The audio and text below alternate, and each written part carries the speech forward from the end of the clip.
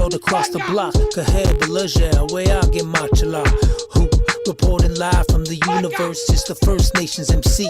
You could do the search. Who been through the worst? Surviving genocide, fighting for a better life. They try to set aside the true history and keep us mystical. They say they founded this country on biblical principles. It's so cynical, but I'm an analyst. It's murderous. They refer to us as merciless. Indian savages. Now that's written in the Declaration of Independence. That's no kidding. Hey, open up your heart and let love lead the way. Light your path with the words that I speak today. Let the lessons flow, arrive and bless your soul. Systematic racism alive, intentional. Know better, do better, it's the motto. It's the good medicine, the hard pill to swallow. Know better, do better, it's the motto. It's the good medicine, the hard pill to swallow. His daily life was filled with ceremony, and every act had some significance. The Indians believed in the spiritual, the mysterious.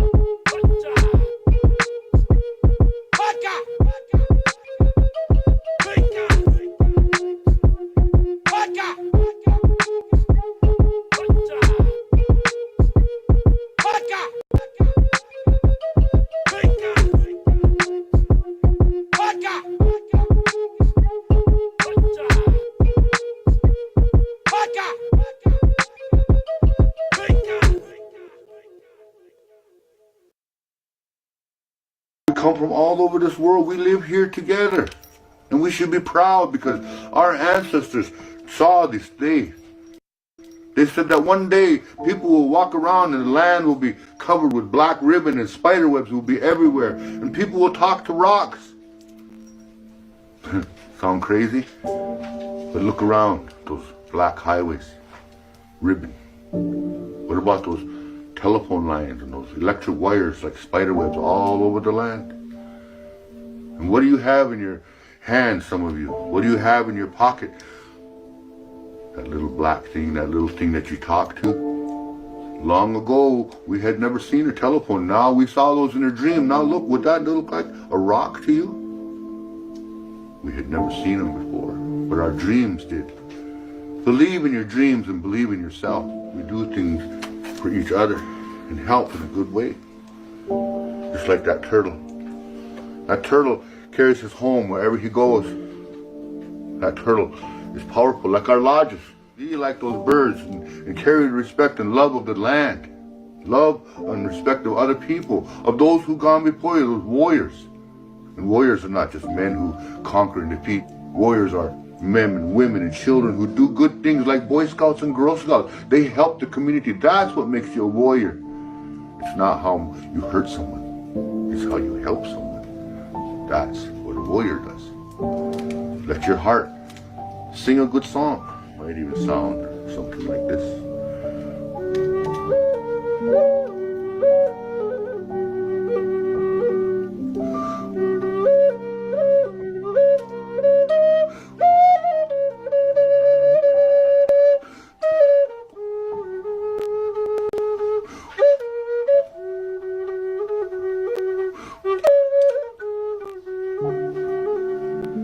Someday your grandchildren are going to want to hear these stories. So do the very best that you can. Wherever you go, everything you say and everything you do, you're teaching somebody something.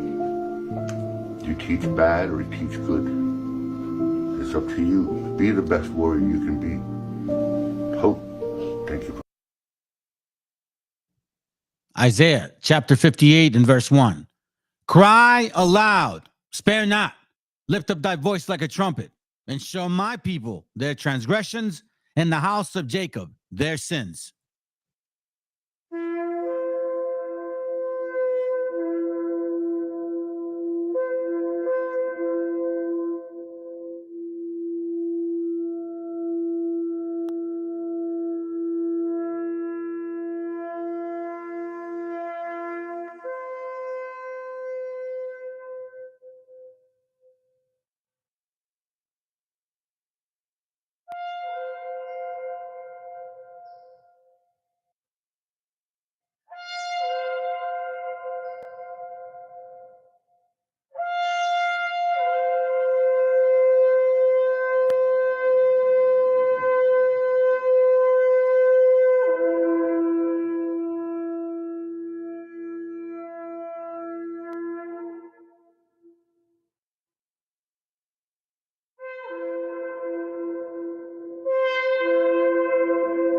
Copyright disclaimer. This content does not belong to Bible Chronicles or claim this intellectual property. The content provided today has and always will belong to the content owner. Bible Chronicles does not have any affiliation with the owner of this property. As mentioned, Bible Chronicles did not intend to make use of any material for the purpose of harvesting gain.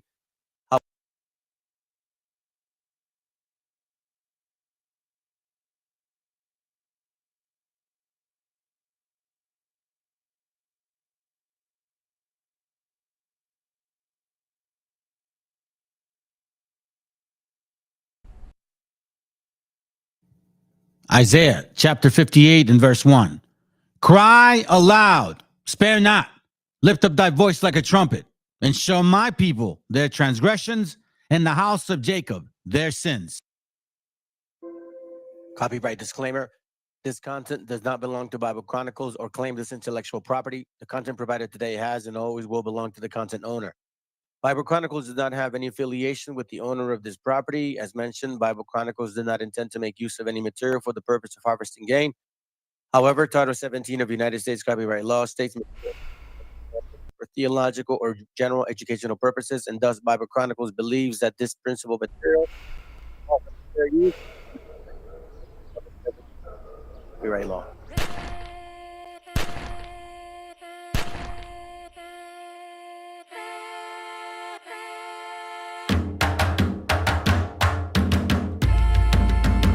Estamos aquí, oye, que estamos aquí. Mírame, estamos aquí. Desde hace rato, cuando ustedes llegaron, ya estaban las huellas de nuestros zapatos. Se robaron hasta la comida de gato y todavía se están lamiendo el plato. Bien encabronados con estos ingratos. Hoy le doy duro a los tambores hasta que me acusen de maltrato. Si no entiendes el dato, pues te lo tiro en cumbia, bossa nova, tango o vallenato. A los Calaboy y bambú, bien frontú, con sangre caliente como Timbuktu. Estamos dentro del menú. Tupac se llama Tupac por Tupac Amaru del Perú. América no es solo USA, papá. Esto es desde Tierra del Fuego hasta Canadá. Hay que ser bien bruto, bien hueco. Es como decir que África es solo Marruecos. Estos canallas se les olvidó que el calendario que usan se lo inventaron los mayas con la Valdivia precolombina. Desde hace tiempo, este continente camina, pero ni con toda la marina pueden sacar de la vitrina la peste campesina. Esto va para el capataz de la empresa. El machete no es solo para cortar caña, también es para cortar cabeza. Aquí estamos, siempre estamos, no nos fuimos, no nos vamos. Aquí estamos pa' que te recuerdes. Si quieres mi machete te muerde. Aquí estamos, siempre estamos, no nos fuimos, no nos vamos. Aquí estamos pa' que te recuerdes. Si quieres mi machete te muerde. Si quieres mi machete te muerde. Si quieres mi machete te muerde. Si quieres mi machete te muerde. Te muerde, te muerde. Los paramilitares, las guerrillas, los hijos del conflicto, las pandillas, las listas negras, los falsos positivos, los periodistas asesinados, los desaparecidos, los narcogobiernos, todos los que robaron, los que se manifiestan y los que se olvidaron, las persecuciones, los golpes de estado, el país en quiebra, los exiliados, el peso devaluado, el tráfico de droga, los carteles, las invasiones, los emigrantes sin papeles, 5 presidentes en 11 días, disparo a quemarropa por parte de la policía, más de 100 años de tortura, la nova trova cantando en plena dictadura. Somos la sangre que sopla la presión atmosférica. Gambino, mi hermano, esto sí es América.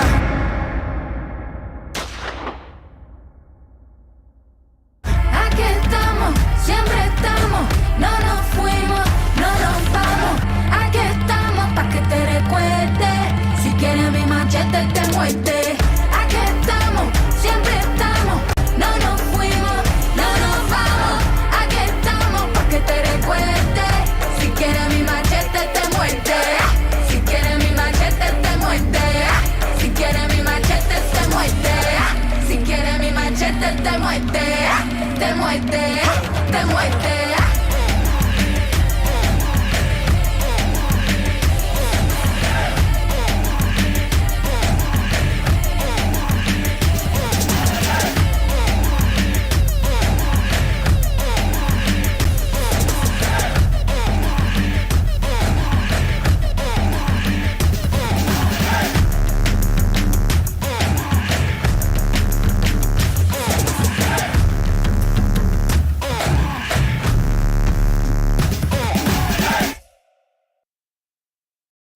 autor viene a decirnos con mucha firmeza y gran convencimiento lo mismo que nos decía en el siglo XVIII el barón de Holbach, ¿no? Un filósofo francés de origen alemán.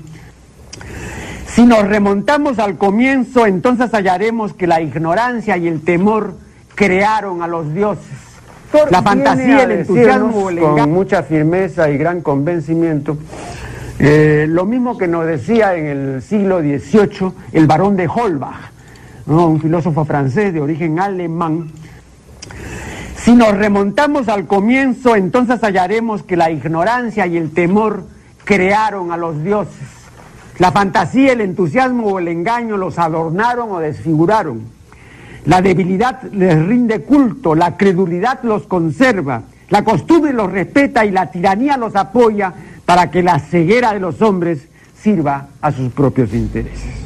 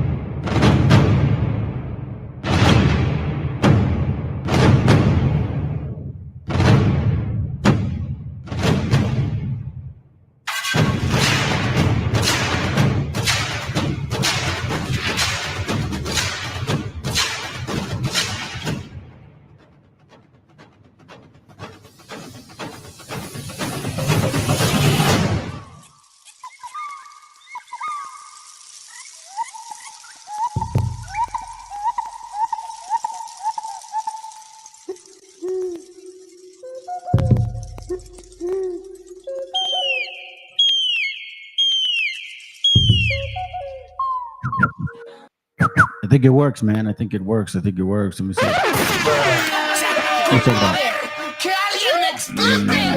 The sound is good. Okay, what up, fam? I don't have my glasses today. It's really bright in here. Kidding. I'm gonna be showing you guys a little story here. Oh, hold on. Let me do my thing real quick. What up, bro? Shalom. All praises to the Most High. Give me a second. Let me close this up. I'll read this right now.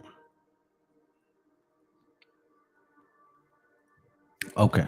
All right. It says, Shalom, all praises to the Most High, and thank you for another day. Yes, sir. Without a doubt, bro. Without a doubt. Let me see what you got. Warakuya. Shalom, Ishi Yahoo. For all you guys that don't know, look it up. I'm just going to tell you that. Look it up. It's important that you investigate on your own information that pertains to our people, our history, our knowledge, our understanding, our kids, our future. Whether you believe, well, actually, let me rephrase that. I'm assuming you believe in the Bible. So it would only make sense that you also understand, unless you're looking at the, hey, what's going on? Unless you're looking at this from a Christian concept, and you that know this channel know what I mean. Welcome to MESHIACHA Chronicles, by the way, if you're new. If you believe in the Bible, unless you're looking at it like from a Christian perspective, you should understand that everybody has a lot. There was division since the get-go. And I don't know why. It's complicated for many people to understand that. So, anyways, with that considered, wherever it is that you feel like you fall, well, you know, scriptures say to prove all things. So what we do in this channel is we prove all things. And we also prove how certain people were to be attacked, dealt with in a particular way before, during, and after, and that there would be signs, hints, track record of it occurring. So what I'm going to do, family, today, I'm going to try something different with y'all, because I typically don't do this, but I'm going to give you snippets or passages of books that I've read or are reading or have collected notes from, then I haven't fully read yet, of what I see regarding the storyline of this demon right here. Give me a second. This guy right here, ZUMARRAGA. A lot of you so-called Hispanics, I would say a lot of so-called Mexicans are, where I'm from. We don't know who this guy is. Nor do we even think of him in a bad way. If it was mentioned, you would think Bishop ZUMARRAGA. Oh, Bishop ZUMARRAGA. It sounds like he was such a gentleman. What a great individual. Qué bonito padre. Nos estaba cuidando. No. So what we're going to do today, I'm going to show you with books.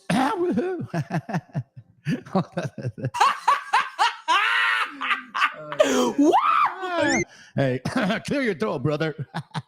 Anyway, just kidding. I'm going to show you with the books that I've had or read of the connection of who this guy is, what did he do, who did he affect, how did it affect us, and actual people speaking of these things. So connecting dots. I'm going to show you what I see. So let's begin with this particular page first. Okay. So that's what we're going to do today. And I'm going to show you exactly how this demon ZUMARRAGA was something beyond, man. Like I have a book called Los Conquistadores Psicópatas. Damn. That's and a brother, I'll call him a brother. He referred me to that book, so I appreciate him for that. Anyhow, for you guys that are going to be interested, you better write this shit down. I'm going to give you guys a lot of names of a lot of books, some pictures here and there. Take pictures and then be smart about it and know how to get them. You know what I mean? If you guys really want to know, hit me up. I'll tell you how I find these things like that at times. Well, let's begin. This is from, let me be mindful, considerate here, because I just said I was going to share with you what books they're from. So this is from Barbara Simmons, okay? Barbara Simmons. And it's the, hold on, let me just make sure. Hold on. It's, no way. Yeah, well, it's kind of funny, dude, because you were looking for that book too. Oh, shoot. Hold on a second, family.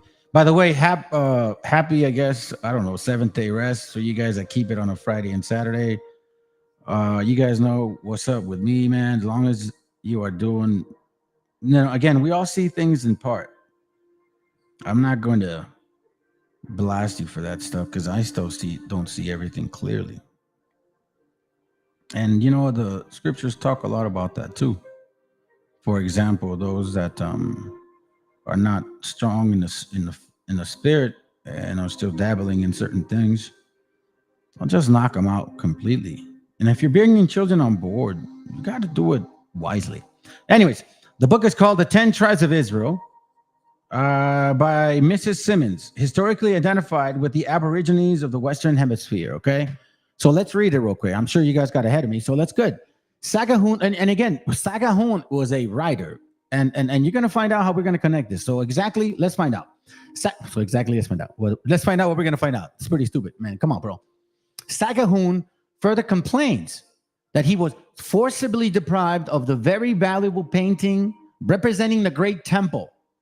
So mindful, they took this from him with the court by which it was surrounded. So the court at that time, people in the, like here, the court system, it's like you're a writer, you got something valuable, they take it from you. No questions asked. Watch this, which he says was sent to Spain. Then they take it away. So in this case, just like that, in those times, 1535, 1540, 1560, in the 1500s, right?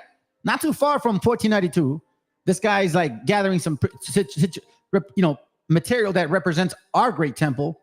and the courts take it away and send it back to Spain. It is very evident that everything in Mexico calculated to draw attention to the ancient history of the country, which in this channel I've showed, and we're going to continue to show right now today. Matter of fact, I have a great book that is basically like it's pushing back the argument of all of these stupid ass wobbles. Excuse to offend you, but it's at that point. Y'all are messing with somebody's heritage, and I'm talking about spiritually. You know what I'm saying? People will die for this shit. I don't think you guys realize that. So you're kind of pushing the buttons, bro. And your own people are telling you guys are falling off the cliff. Anyways, stay to focus. Which he says, I'm telling myself this, by the way. I do talk to myself like that sometimes. It is very evident that everything in Mexico calculated to draw attention to the ancient history of the country, more especially if connected with religious recollection. Now, in case you guys don't know, and for you brothers, hermanos that are natives of the upper echelons of America, not only like well, I'm talking about North America, and you don't believe in this book or this spiritual wisdom, I want to bring you to the attention of the video that I played earlier today, right when I first started the class, as a matter of fact, and a brother who I appreciate very much for his time and his friendship. You know what I'm saying? He posts a lot of these things, right? And I mean it in a sense where you get to know people, man, in this understanding, and you appreciate them. You know what I'm saying? For what they bring. You may not see everything eye to eye, but you still have to open your ears. So the brother, you know, Come from all the bro, right here. The reason I'm going to skip is because this is important, okay?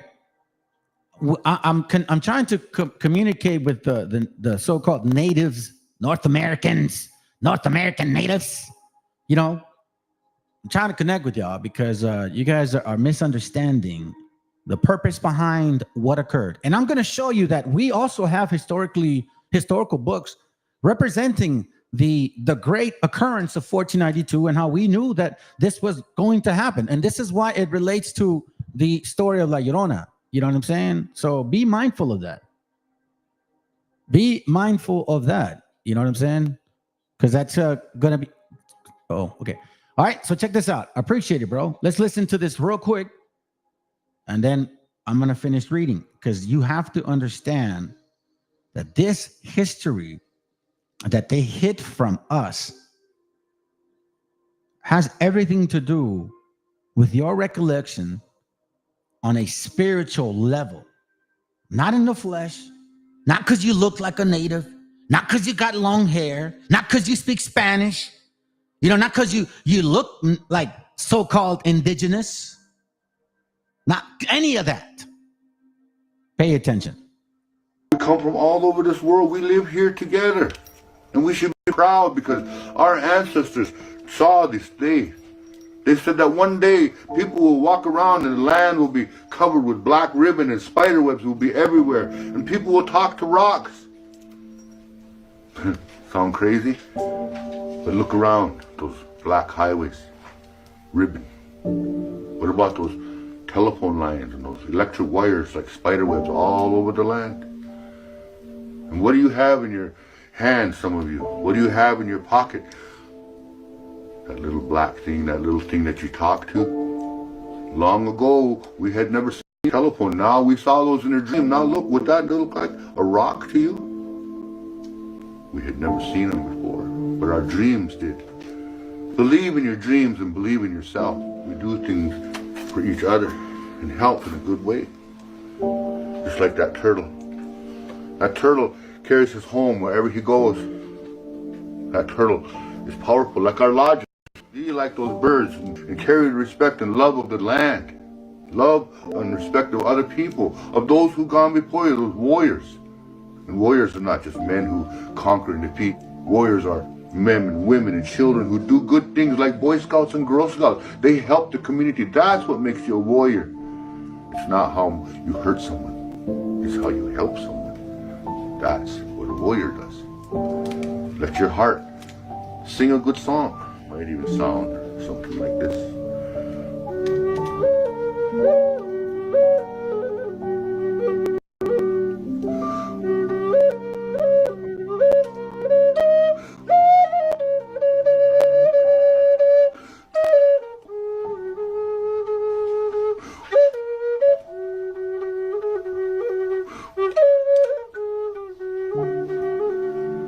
Someday your grandchildren are going to want to hear these stories. So do the very best that you can. Wherever you go, everything you say and everything you do, you're teaching somebody something. You teach bad or you teach good. It's up to you. Be the best warrior you can be. Hope. Thank you for coming.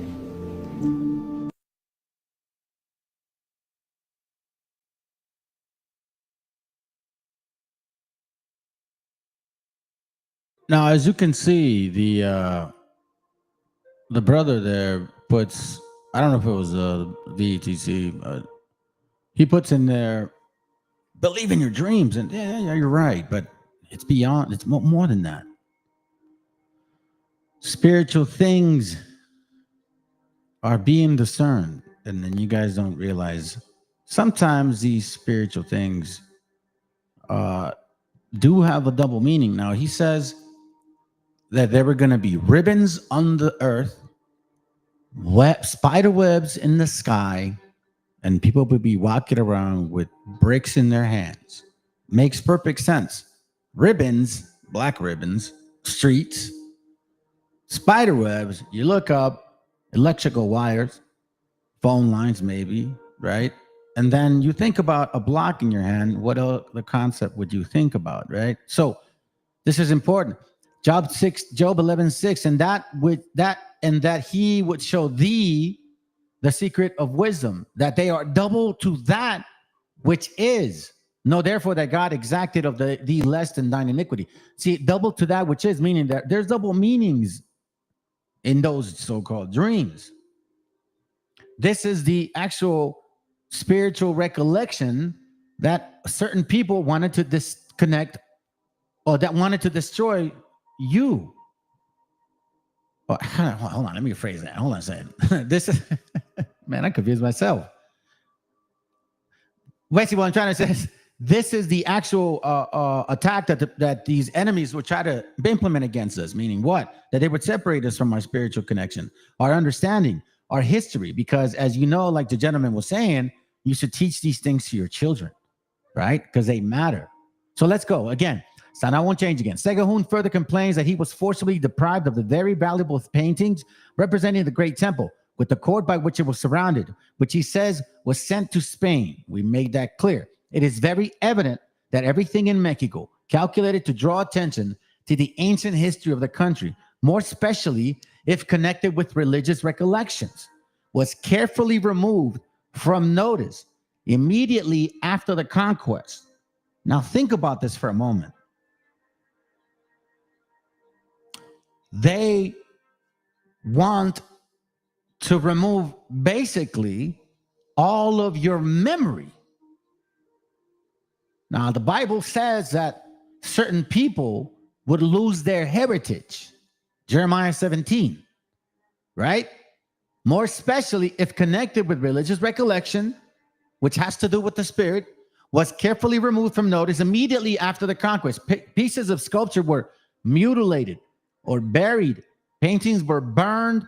Temples and edifices, which from their size was impossible to destroy, were suffered to fall into oblivion. A magnificent monument of ancient art, such as a temple of Palenque, or in this way, written this way, and the palaces of Mictlan were passed unnoticed by Spanish authors. Now, pause for a second here. All of this was destroyed. By whose authority, right? You have to be mindful of whose authority, who allowed these things to happen. We know that the murder was just out of rampant. Nobody could stop these idiots, right? But this right here, it doesn't just happen. I mean, we're talking about destroying buildings. That means you needed explosives, all of these things, right? So let's continue, and we're going to find out pretty soon what occurs after this. Segahun, when engaged in the compilation of his history, after that he had taken away from him and again restored. Listen to this. So as he's engaged in the compilation of his history, after it had been taken away from him and again restored, received 3 cautions. Okay? Remember this. First, to write nothing to prove that the Hebrews had colonized the New World. Now, keep in mind, family, don't get lost in the sauce here, okay? Keep in mind that this is the power of Spain telling or not allowing information to be printed in, remember, Spain, right? Though that area, they did not want any type of information, any type of printing, any type of religious recollection, let alone first to write nothing to prove that the Hebrews had colonized the New World. Secondly, to be guaranteed in what he said of the devils having,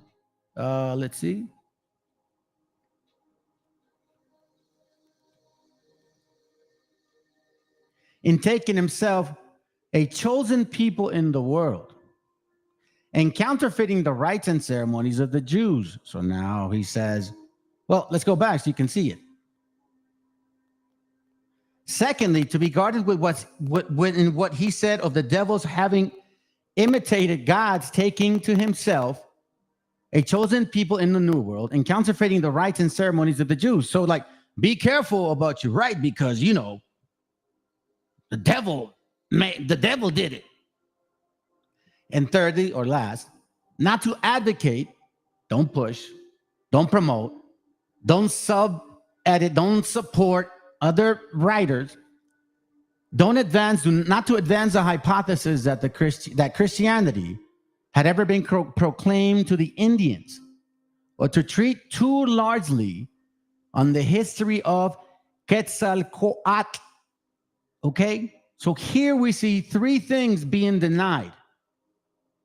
No, you can't prove, can't write nothing, can't support nothing, and make sure that there's nothing to do with any idea that there is any type of understanding of any so-called Christian gods here in America, or even to consider of the name of Quetzalcoatl as somebody important. Now, I remember a book, and I cannot, oh man, it just came to mind now.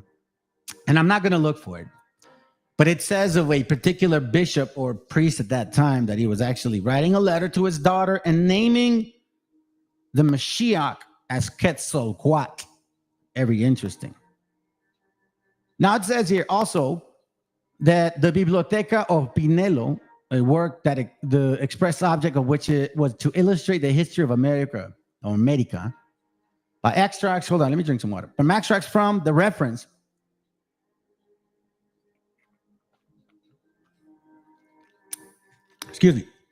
by extracts from and reference to valuable and unpublished MS, preserved in the most famous libraries in Spain, in the public archives, especially those of Simanco, to which the author, to the interest of the Duke of Medina de las Torres, obtained access, exists only in a epitome, I guess. Forgive me for not being able to pronounce that. English is my second language. And of the larger work, a learned writer had observed. It says here, not a leaf had been found. Let me magnify it. Not a leaf had been found. Garcia Historias of the Peruvian monarchy is also unknown. Seguenza's Mexican cyclography is stated to have been lost through the negligence of his heirs. And many other interesting works are said to have perished or have been lost in a similar manner. It has been remarked before that the office of the royal historiographers of the Indies does not appear to have been instituted solely for the purpose of promoting the cause of truth and the increase of knowledge. It may be further observed that the Council of the Indies, which took cognizance of all writers treating of America, meaning that they had control. Now remember, there was somebody in power that was authorizing these particular things and also implementing censorship, requiring that they should be, previously to publication, submitted to a strict censorship with the power of recalling or prohibiting, even after the publication, any work they thought fit proceeded in diametrical opposite spirit. Okay, so you understand what it's saying. Sagahun was forced to not print anything or who submit whatever he was going to print for them to authorize it first. Let me see what we got here. I'm familiar with your nature gods, but was there any tribes that believed in similar God, the Cater God of the Abrahamic religion, the Holy Trinity? Well, let me ask you a question, Mr. Geography or Malachi. Would I be able to ask you those same questions now, currently? Don't your people believe in a bunch of gods? And I would throw that question right back at you. Show me which one of your people believe in one God.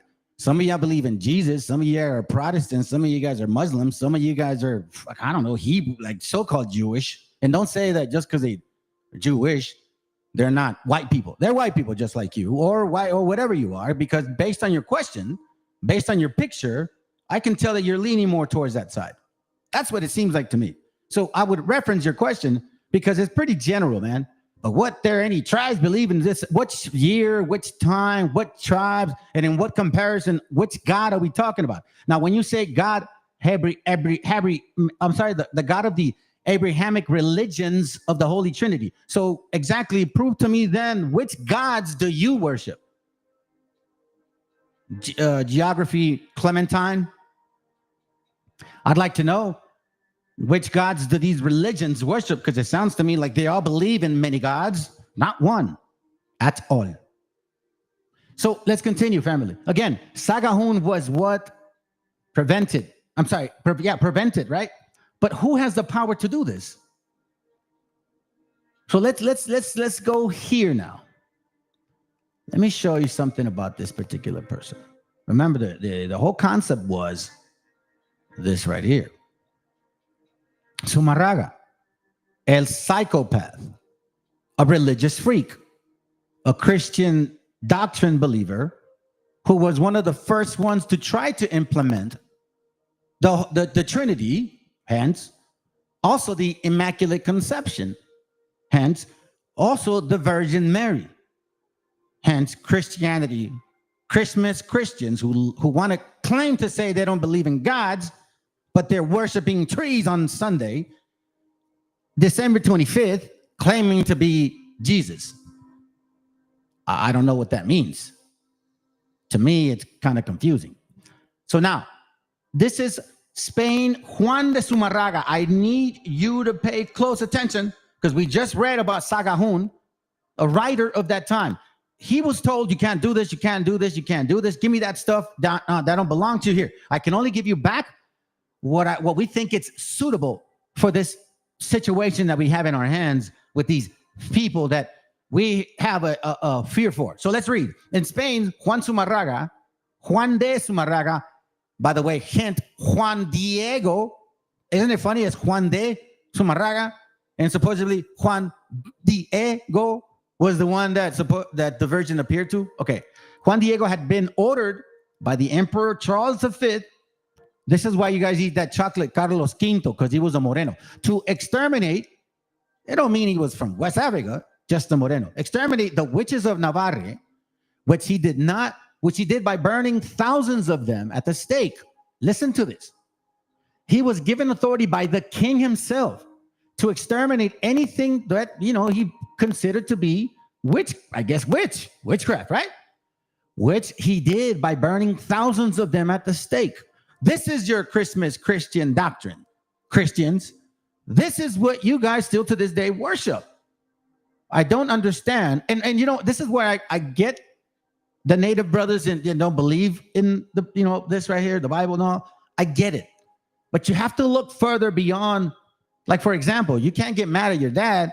You can't get mad at the belt when your dad uses it to whoop your ass.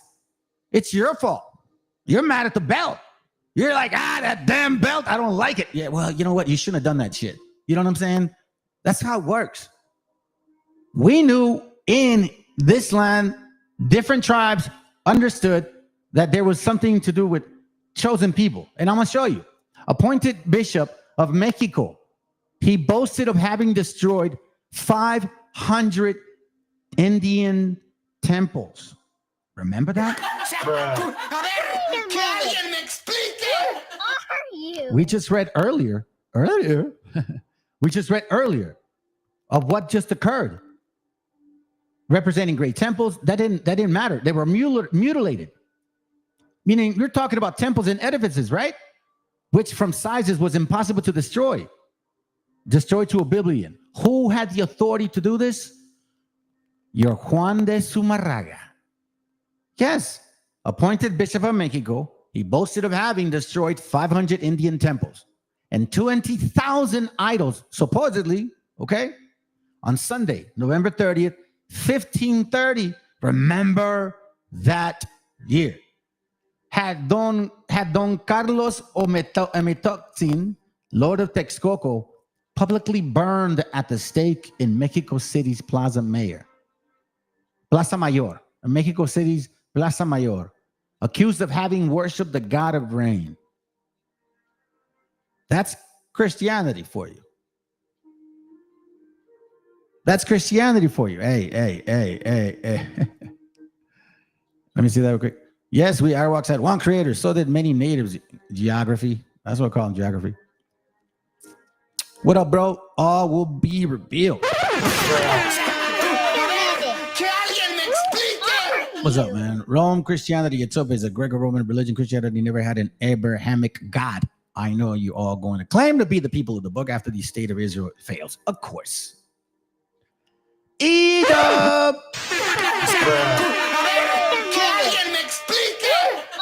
Let's get familiar with this demon. Familiars of the holy, what's up, fam? He said, what's up? Familiars of the holy office had found two idols temples hidden in his palace. During the trail, it developed the Indians covertly resorted to their old religious practice of inducing the powers of nature when the rain failed. Much was successfully accomplished by Dr. William Reich.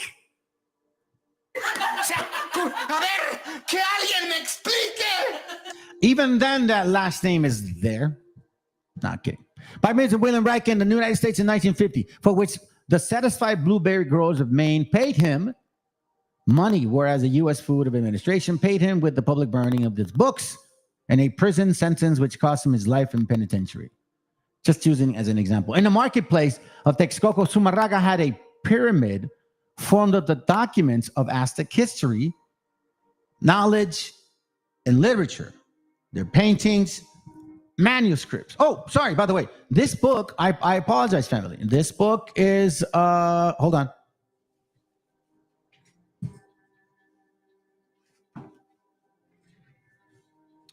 Yes, you can find this page in this book. My bad. I said I was going to name them the books. On page 21 of Mysteries of the Mexican Pyramids. It's an older book. I would have used the PDF, honestly, but archive is down, and I think it may be gone for a while. So I'm going to have to do some alternatives. This is an awesome book right here, by the way. As you can see, it's on page 21, right? You can actually see it right there. And we're talking about Zumarraga. Again, we're going books from books. So the previous book, just so you don't forget, the first one we looked at was The 10 Tribes of Israel, written by Barbara Simmons in 1823. Mind you, okay? All right, now in that book, we see that, again, we don't want to forget. So Sagahun was told, you can't do any of this. Give me that stuff. Then he saw in his own eyes, edifices, documents, all the stuff that belonged to us being destroyed. Now, he was also told not to write anything about any Hebrews being here in the New World that don't believe in these things because the devil might have done it. And then also that anything to do with Christianity or Quetzalcoatl and also the Mashiach have nothing to do with that. Basically saying, get rid of that memory. Who was this guy? Juan Zumarraga had the authority to do it. That's what I'm proving. We're going to go into the history of who this guy was and what he did and what his fingers, how his fingers were involved in this okie doke thing. Then it says here, Zumarraga had pyramids formed in the documents of Aztec history, knowledge, and literature. Their paintings, manuscripts, and hieroglyphic writings, all of which he committed to the flames while the natives cried and prayed. Let that sink in for a second. You're trapped, you're tied, or let's say you're free, you're whatever, however it is, the situation. And you're looking at all your history, all your pictures of your family, your daughters, your brothers, your cousin. You know what I'm saying? Like, let's just say somebody took that from you. They just burned all your photos out. Oh, that's a madre, güey. They took it all away. And you're looking at it all being burned. Into the Holocaust went the codified laws of Texcoco, King Nezahualcóyotl, forefather of Don Fernando de Alba Ixtlilxochitl, I think. Ixtlilxochitl, I think, Xochitl, I think, who had reigned in the Texcoco a century before the arrival of Cortez. The point being is this, okay? Cortez had acquired the reputation of a Solomon distinguished for his courage, wisdom, and virtue. Refined astronomer, loved plants, animals, who had accomplished 6 times, whatever. I want you to be mindful what this guy was about. This is from a book called, hold on a second. It's called, hold on,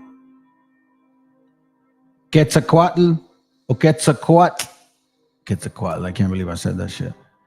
Y Guadalupe, la formación de la conciencia nacional what is it? Postfacio abismo de conceptos. Writer is Jacques Lafayette. I believe this is the book, if I'm not mistaken. Correct me if I'm wrong. Please let me know, family, if you have this one. I'm going to read it in Spanish so you can get an idea of this guy. It says here, page 55, it says, el primer obispo de México, el franciscano Fray Juan de Zumárraga, parece haber dado prioridad a esa tarea de inquisidor. Fue a sus ojos el complemento dispensable de su obra indigenista, al mismo tiempo que creaba el Colegio de Santa Cruz de Tlatelolco para instruir en la doctrina cristiana. So you see this, a Christian doctrine, instituting it. Y en el saber Europa y los hijos de los caciques indios, Zumárraga perseguía a los caciques apóstatas, vueltos después del bautismo a su idolatría nativa.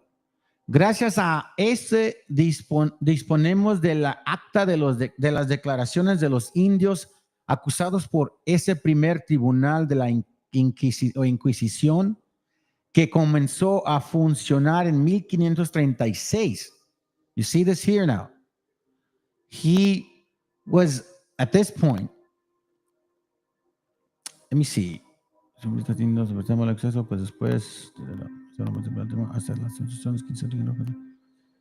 this the one?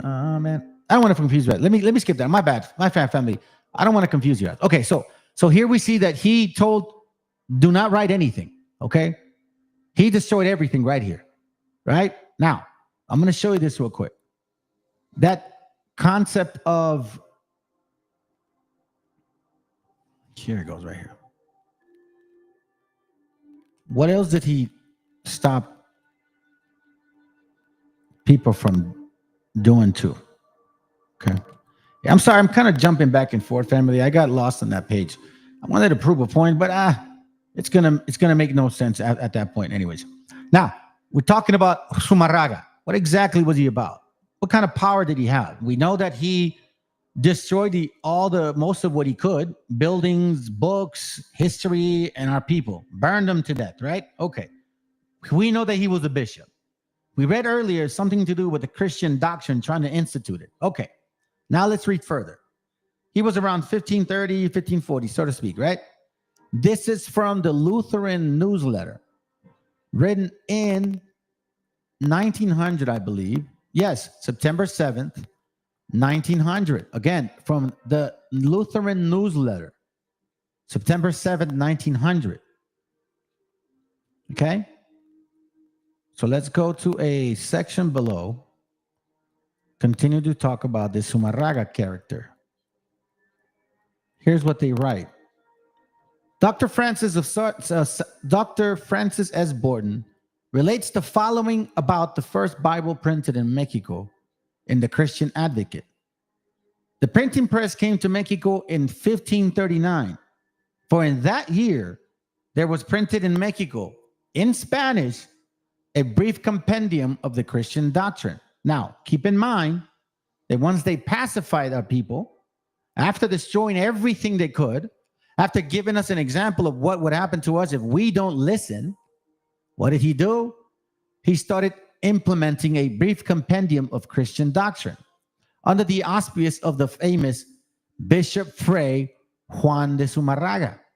So now, what is this brief compendium of Christian doctrine?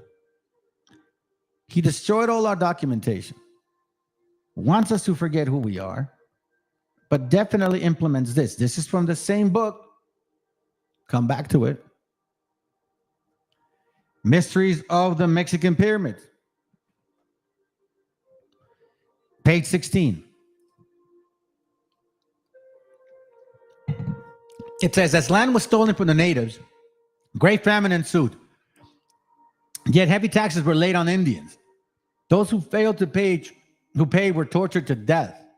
Indians who refused to join the Catholic Church were horsewhipped and their heads shaved and were forbidden to hold office or title in their villages.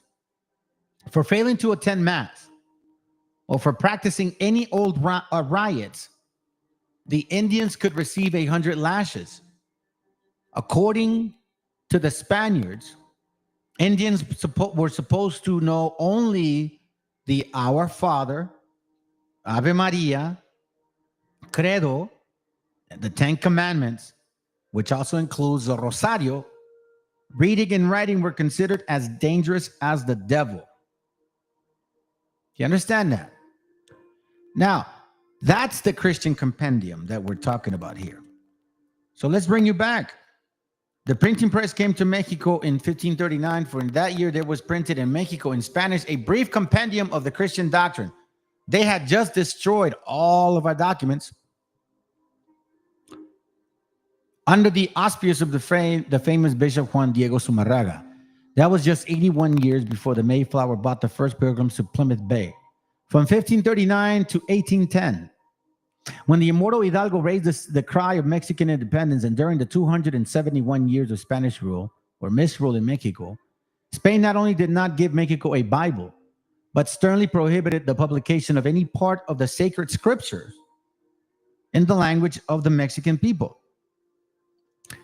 That prohibition is still in force. Remember, it's September 7, 1900. That prohibition is still in force with regards to the printing of the Bible in any of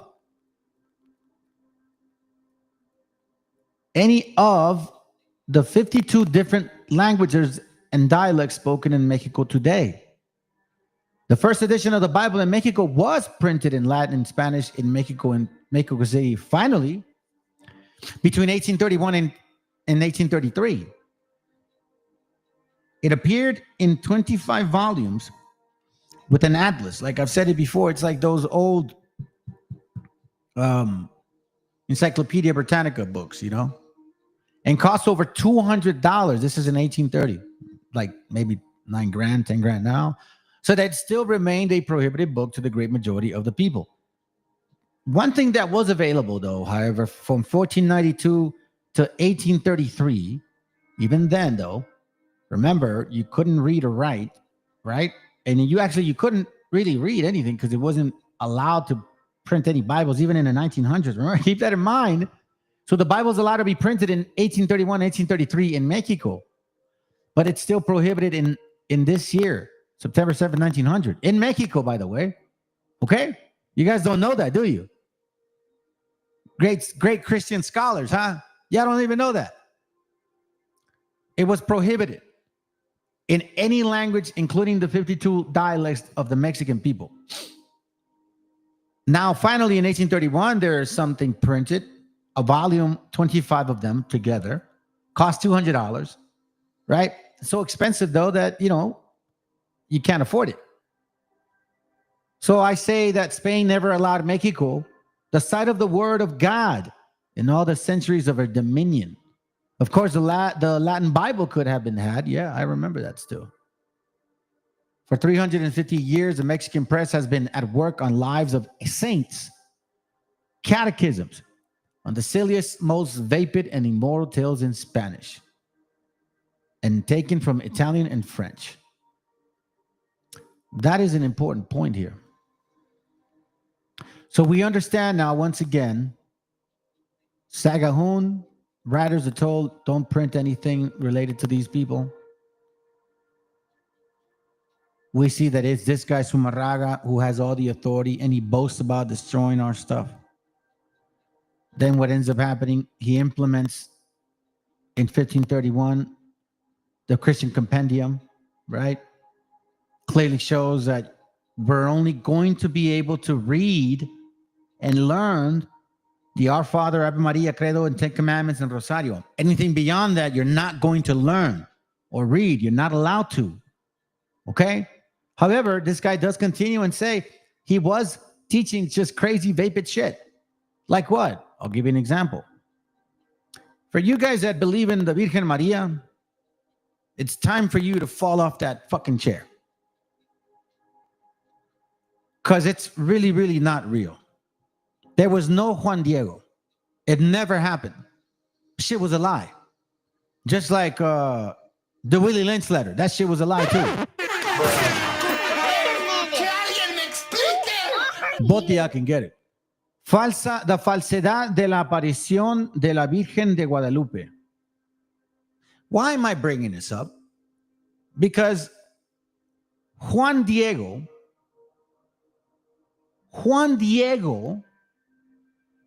came, destroyed, and implemented Christian doctrine. The same thing that this dude here promotes. Right here. Right there.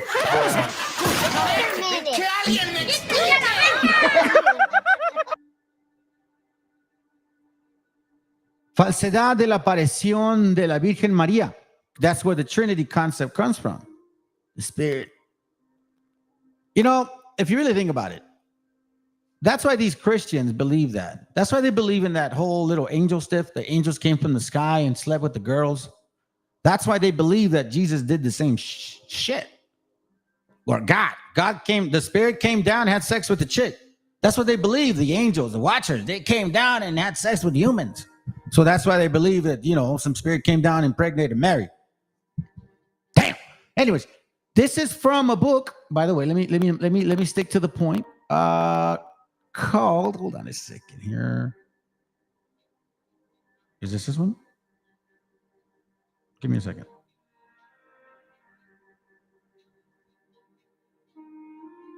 Give me a second. Hold on. Is this it? Am I doing the right one there? Annotations. No, this is from. Oh, shoot. Which one is this from? Let me see if I can remember as I read, okay? I'll remember as I read. But let's continue with the thought. So Juan de ZUMARRAGA, the bishop, the lovely Christmas Christian, implements what? Let's read. Todos los autores que tratan de la aparición dicen los católicos mexicanos convienen que el desplegar Juan Diego su tilma, que al desplegar Juan Diego su tilma, cayeron las flores y se mostró pintada la imagen de María. Right? Oh, that's gonna hurt. This is gonna hurt y'all. Estos autores, decimos, nosotros carecen de sentido común o creyeron que México sería siempre una nación de frailes. Pues lo natural era que el indio desplegara su capa enseñando las flores y no dejándolas caer. You see? So it was common for the native to show the flower, never to drop them down because he had just collected them. They were using them for certain things, right? Then it says here, las flores y no dejarlas caer. El plebeyo o el plebe, that's where it comes from, de Tolpetlac estaba instruido para dejar caer las flores y enseñar lo que pintado iba en el ayate. Oh, shit. Now listen. He was told to drop those things to show what was painted. It wasn't an image just appeared, it was painted. Now watch this. Lo que dicen que la Virgen dio a Juan Diego como prueba de que era madre de Dios fueron las flores, y ni el indio hizo que Zumárraga fijara su atención en ellas. So when he did that, at that time, Zumárraga didn't even pay attention. Ni el obispo les manifestó aprecio. Lo interesante para el frial de Zumárraga fue presentar la imagen que había inventado. Listen. Lo interesante para el frial Zumárraga fue presentar la imagen de la Virgen María, que había inventado como venida de los cielos. Ahora dice, en un lienzo que mide una vara y 24 pulgadas, estaba pintada la imagen. Listen, en un lienzo que mida una vara y 24 pulgadas, estaba pintada la imagen. Esto es pequeño para tilma de un indio. Y debe notarse que no fue en la capa de Juan Diego donde se pintó, sino en Coetense, preparado para ese objeto. No es ayat, porque este se teje con hilo de maguey. Y la imagen está pintada en una especie de bramante crudo tejido de diotl, o palma silvestre, como asiente becerra tanco. Todo fue preparado y hecho por el obispo que influía a los españoles. So this mother, okay? This mother, fuck that puto. I'm sorry, kidding. This dude literally said, todo fue preparado y hecho por el obispo que influía a los españoles. He was trying to influence our gente. You know what I'm saying? Todo fue preparado y hecho por el obispo que influía en los españoles y tiranizaba a los indios. Influyó en los primeros mandados a aprender a I can't say that well, family. Xochitl, llamado Don Carlos, demostró su tiranía con los segundo mandado, quemar a aquel indio, último rey de Texcoco. Así lo refirió Suárez de Peralta, historiador coetáneo. Then it says here, let me see what else. Hold on, check it out. El obispo inquisidor fue injusto, yo creo, ya que quemó vivo el rey indio, porque ofreció sus sacrificios a sus ídolos. Y él inventó el ídolo. Wow. Oh, wow. Let me read this better. Hold on. Give me a second. Was my guess right earlier? I don't know. I don't know what you mean, bro. And it says, will your channel ever do questions and answers any day? I mean, I don't really do questions and answers. People jump on if they want to talk about something. Do you interact with the chat? Yeah, I do. But if you have a question pertaining to this, I'll answer it. But if it's like a fucking left ball question, dude, I'm not going to answer that right now. Like, hey, what does Genesis 25 say about, like, no, I'm not going to do that, dude. You know what I'm saying? But if you have a question about this, yeah, by all means. Let me continue, though. Listen, man, family, remember, keep in mind, we just read earlier, who was Zumárraga? Zumárraga was this bishop that came, right? And he destroyed all the documents, all the buildings, burned all our people. And then at the same time, he implemented the Christian compendium, which was the Ave Maria, Padre Nuestro, Diez Mandamientos, and then Rosario and Credo, right? And then once everything's settled, then he starts implementing this Virgen Maria. No, I'm sorry. So then he does all this in the same time. He does not allow the Bible to be printed at all. You're not allowed to read the Bible as a native, as an indigenous. So I ask these wobbles that claim to be here, claim to be from here originally, right? Like the people that are from Africa, they claim to be here. How come you don't know any of those things?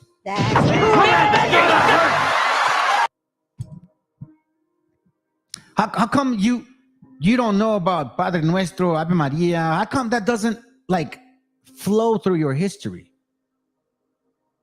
You see what I'm saying? So that's even a big ass question. But anyways, so Zumarraga then in this passive moment of passiveness where the natives just don't know what to believe anymore, what does he do? He creates the Virgin Mary. Yes, he creates the Virgin Mary. Oh, you don't, yeah, my bad, brother. I know. It's because here it's Spanish and English. I got people that read in Spanish and English. That's why. So in English and in Spanish. I'm gonna come back to English though.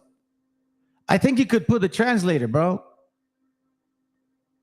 I don't believe that all natives are and indigenous are. Oh my, hold on. Do you believe all Native Americans and indigenous are one people? I know that the migration occurred, and I think there were some people that came with our people. Do I consider them an extraction and we're supposed to be enemies with them? Nah. Like for example, I believe that the Eskimos, right? And there's historical facts about this, right? Correct. Regarding your question, there's historical facts that even the people back then when they were showing up, they could see the difference between them and us. And for me particularly, if I've never had any, as far as I know, they never had beef with us historically. So I don't see why it should be an enemy concept. Hey, if they're here, they're with us. As far as I know, that's who they are. They're all people, and all praises for that. I can't exclude them from it. You know what I mean? They still have the traditions that we carried or carry. So why be against it? Now, and we're talking now, if we mean spiritually, I think eventually will be determined. I think so. Because look, I know from history, you can't deny it anymore if you're a native, indigenous. This shit is real. This shit did happen. They did give us a Virgen Maria. You guys cannot deny that. You know what I'm saying? Nobody, no, North and South cannot deny that the Virgen Maria was given to us, or Virgin Mary. We cannot deny that. Another thing too, we cannot deny is that a lot of us either hate Christianity or like saturated in it. You know what I'm saying? Some of it, like, it's not half-ass shit. It's like you're in or you're out. You go whatever. But yeah, I believe so. That's what I'm saying. To this point, to like right now in this society, that's as far as I can believe. Because as far as I know historically, they have their customs and all that. Do they look slightly different? Or do we all look different? Yeah, we do. But that doesn't mean we're not the same people. The same concept is with these so-called natives that look like West Africans. I'm not saying that y'all ain't. It's your spirit. You want to gobble the whole table up, and you don't want no one else to eat. That's not a spirit of our people. That's not at all. They did all that killing so they could have, yeah, that's right. Walking age the street, 80 million abortions, massive world war, usury, and they think they're going to have judgment pass over them. Yeah, for sure. They actually believe that it's not going to be out of their minds, bro. They're going to get it. So they're going to get it. Anyway, so here goes. Let's continue. So here we see once the natives are passive, destroying everything you see around you is destroyed, right? What does Zumarraga do?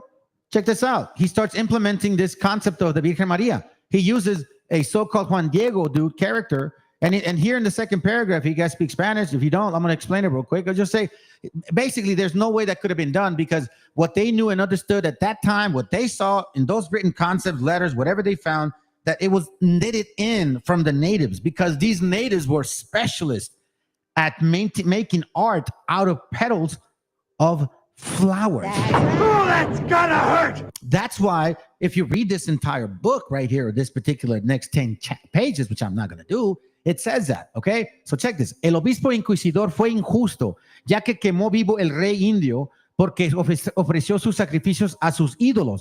So this writer is saying, oh, by the way, sorry. This book, my bad. My bad. Sorry. Where are you, dude? My bad. This book right here, family, is from, I think it's, hold on. Let me see. I think it's from this one. Oh yeah, sorry, family. Here's the book. Okay, my bad. I almost forgot. My bad. La historia de la aparición publicada en idioma. Okay, it's from this book here. Apuntes históricos y críticos sobre la aparición de la Virgen María, 1895. Okay, we're gonna go to page 50. Right here. See that? Same picture. So you can see. I don't want to forget about the book. Okay? Let me just read this so you guys can get the book. So let's read it again. El obispo inquisidor fue injusto ya que quemó vivo el rey indio porque ofreció sus sacrificios a sus ídolos. So he's saying it's unjust that the Bishop ZUMARRAGA killed his native to his so-called idols. Why? Because él inventó el ídolo guadalupano para que él y todos los presbíteros romanistas le ofrecieran, según dicen ellos, el cuerpo y sangre de Jesucristo en el llamado sacrificio de la misa. Listen, the Virgin Mary was a effing lie. Here we see ZUMARRAGA invented this. Why? And that's why it's unjust that you burn him for the idolship, yet you created an idol that's not real. Only why? So then your Guadalupanos, Roman Guadalupanos, like the brother was saying earlier. What is it right here? This right here, in regards to the so-called, not this one. Which is this one? What you got? Oh, this one. Roman Christianity right here. The Greco-Roman religion. Let's read it. Él inventó el ídolo guadalupano para que él y todos los Roman Presbyterians, le ofrecieran, según dicen ellos, el cuerpo y sangre de Jesucristo en el llamado sacrificio de la misa. Ya ven, cristianos los que celebran el ¿cómo se dice? Navidad. You see Christmas Christians? Hey, where's that Christian at? Yo, where you at, bro? Matter of fact, here. That checks out. If you guys want to ask questions, you want to jump on, Chris, you can jump on if you really want me to answer questions. Let me see this one real quick. But anyway, not necessarily for this guy. Hey, jump on. I got questions for you, Mr. Trinidad. You know what I'm saying? Let me read this real quick. I came across Dio Duran and compared our people and Israelites and said we were too closely similar. Do you believe we're? Yeah. Fuck yeah, dude. Hell yeah, we are, bro. That's what that was doing. That's what that. Have you heard of Tamuacan is supposed to be an indigenous Garden of Eden? I would have to look into it. Okay. And you're gonna look, if you're new to this channel, you're gonna find out that I go into history. I use Bible. I use books in Spanish. I use books in English. I can show our people that we are the people of the book, if you believe, right? Through clothing, through food, through folklore, through music, through like stuff that you wouldn't even think of, through certain drinks, like certain traditions, you know what I'm saying? It's all in there, bro. Hey, what up, brother? What up? Scooby! What up, bro? What's up with that duel, bro, in boxing, man? We got to do that sometime. Let me get back to the point. Okay. Oh, by the way, in case you're late, I'm going over the whole ZUMARRAGA concept. Okay. I'm not going to repeat it again, go back to the class, but this is getting good because right now we're really deep in. Because look, this is why I did the picture. Okay. You see the pyramids, you see these people burning, you see who came with them, because I mean, technically he had help. He'd had help. So this obispo right here, right? This guy here, el obispo inquisidor ZUMARRAGA fue injusto, ya que vivo el rey indio, porque ofreció, give me a second, porque ofreció sus sacrificios y sus ídolos. Y él inventó el ídolo guadalupano para que él y todos los presbiterios romanistas le ofrecieran, según dicen ellos, el cuerpo y sangre. You see, is my flesh and blood, sangre de Jesucristo en el llamado sacrificio en la misa. ZUMARRAGA que hizo lo que le plugó con el indio noble. You see that? Give me a second, bro. What up, man? Hold up. What up? What up? What up, Chris? What's going on, brother? That's nothing much, man. What's up? What's up with you? Not much. I just tapping in. I like learning about our indigenous culture and history, and I always try to learn as much as possible. That's good. That's good, bro. What we're covering right now, in case you never known, you ever heard of a guy named Bishop ZUMARRAGA? No, the only one I've heard about is Diego Duran. He was a friar. Yeah. So a lot of people in Christianity and outside of Christianity have no idea who this guy is. I keep showing him on the screen. I don't know if you can see it. In case you're muted, that's good. This guy here had a lot to do with the downfall, destruction of our heritage. Now, there's more involved in our heritage than just the book. You know what I mean? Of course, there was other things involved. I'm specifically talking about the connection because I'm trying to bring a recollection to our gente. By people destroying this knowledge, wisdom, or spirit from us, it has to mean something. And then by them taking that away and giving us something so stale for so long, like why? Like why? If we don't matter, you get what I mean? Oh yeah. So that's why. I understand. Yeah. So that's why I'm doing this class, because you don't speak Spanish. Because this demon, right? I was gonna say something in Spanish. This demon, he had a lot to do with it, all of it, like a whole bunch, man. And this is what a lot of our people they fail to know, especially when they're part of a church, and specifically more Christian, right? And they worship this Trinity, Christianity. Oh, this disconnected. All right. So they worship this Trinity, just Christianity. So that's why, I show this aspect of it, because our people need to disconnect from it. By the way, you disconnected, brother. It wasn't me. So anyhow, let me turn this on. So there you go. Anyhow, but anyways, before I continue, man, you said you had a question, bro. Go ahead and shoot, man. I'll make some time. Because I was looking up Diego Duran, like I said, and he wrote his own diary, and he was saying that we're so close to the Hebrew Israelites that I learned about that it must have been the devil's teaching. And that's why because our customs and our ways and the things that we did, and I've heard stories of us being in when we traveled with a tabernacle and things of those sorts, and a lot of things that are holy that the Hebrew Israelites did. So I just wanted to know your thoughts on it and what you think about our. For sure. Let me read something. Matter of fact, at the beginning of the class, I started with this, man. Thank you, bro. Appreciate that. That's a really good question. Check it. So this is from a book, in case you care to read. I always show what I read, like a lot. You'll find, if you follow this channel and subscribe if you haven't, you'll find out that what I say, I show it. I don't just say it. It's not like out of emotion or I feel a certain way. The way that I am is really built on what I've learned about me and us. You know what I'm saying? So check it. In the book called The 10 Tribes of Israel, historically identified with the Aborigines of Western Hemisphere, written by Barbara Simmons. This one is in 1820 something or 30 something, okay? In page 8, it says this. Sagahun, who was a writer, just like what you're talking about, Diego Duran had the chance to write. Some had more authority than others. So check this.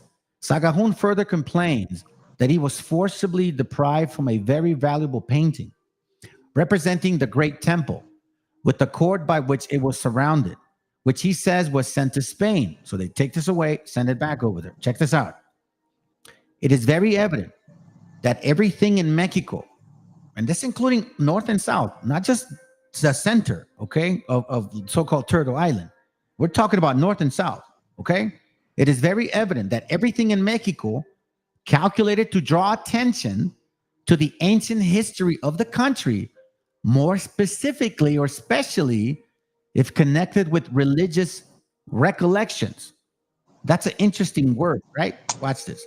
Was carefully removed from notice immediately after the conquest. Pieces like sculptures mutilated, buried, paintings were burned, temples and edifices which from their sizes was impossible to destroy and were suffered to fall into oblivion, like ancient arts, like Temple of Palenque and Mitlan. So check this out. So Sagahun was then later given some of his things, right? But he was told 3 things. And one of the points you said, so check it. First, to write nothing to prove that the Hebrews had colonized the New World. Okay? Right? Secondly, to be guarded in what he said of the devil having imitated God in taking himself a chosen people in the New World and counterfeiting the rites and ceremonies of the Jews, just like you said. And thirdly, anything to do with Christianity or so-called Christianity or anything to do with us knowing about that Bible before they had it or supposedly they brought it, don't say nothing about that. So what you said is exactly that right there. Yeah, that's crazy. And but go ahead. I'm sorry. Go ahead. No, you go, bro. Go ahead. Shoot, bro. It's okay. I like to chop it up with people, bro. I just, some people get scared.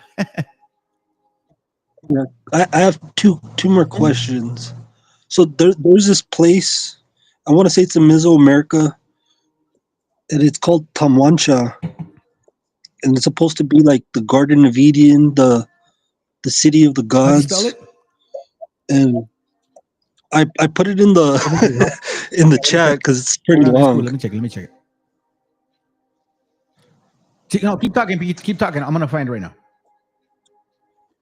So, with that, it was saying like it was supposed to be where man and woman was created, but it was all indigenous. It was all our people. Okay. And it talks about a lady that lost her husband, and she wept and cried. And okay, go ahead. So it was almost like Adam and Eve's story. And it talks about this giant tree. Yeah. Do you want to know something, bro? That's a beautiful story. And I think it's a little off how you're seeing it. You said that a husband and wife, right? A husband and wife. And the husband died, or who died? The wife? Or what happened? I don't know if he died or she lost him. Okay.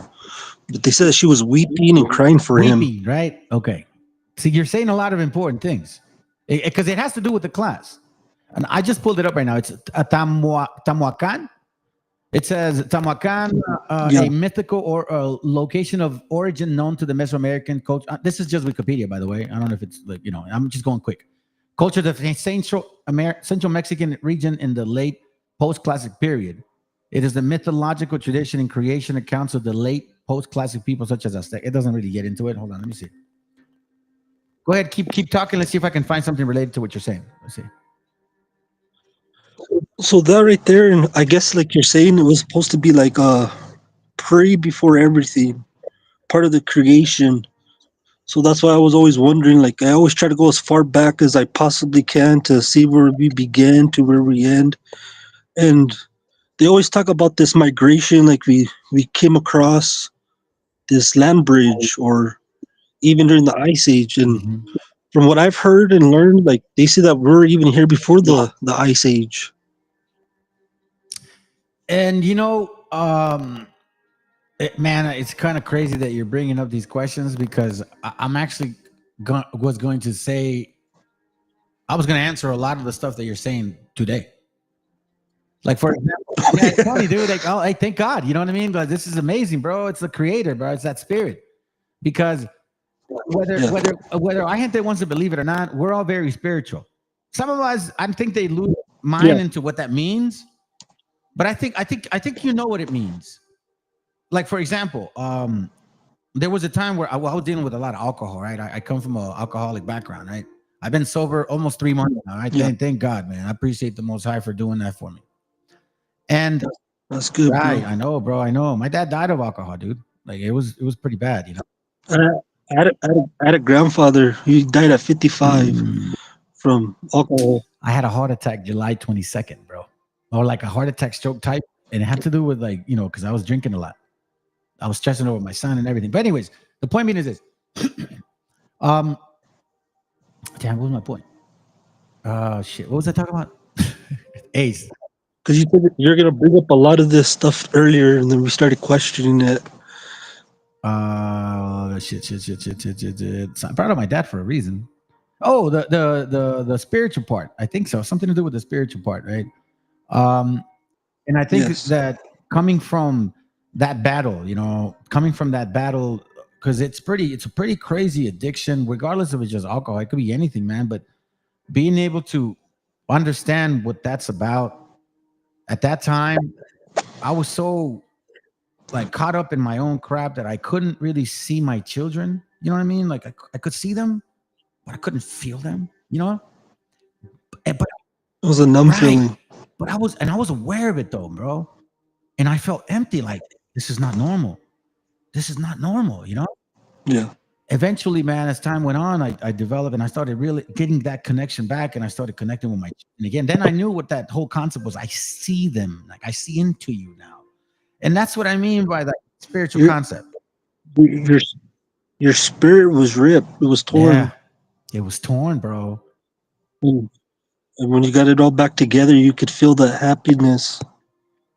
Yeah, and that's why I was so like driven to do this particular class or show, whatever the people want to call it, because it really identifies a piece of that layer, giving our people some understanding. Hey, look how it was taken away, right? What we're kind of hearing that we're part of, look how it was taken away first, right? Because we don't think that. And it's interesting because everything what you asked and what you actually said was pretty important. Like Tamuacan, right? The whole concept of the weeping woman, the husband and wife. In the Bible, there is a so-called relationship between Israel and the Most High, right? Israel and the Most High, so to speak. Yeah. But there's also a story, I don't know if you know this, of La Llorona. Do you know the story of La Llorona?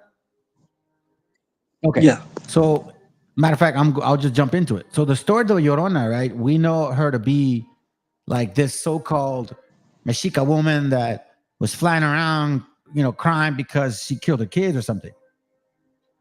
It was definitely deeper than that. The story says, and I'll read some portions here. It says here, this is from a book called La Llorona, A Spirit Unable to Rest.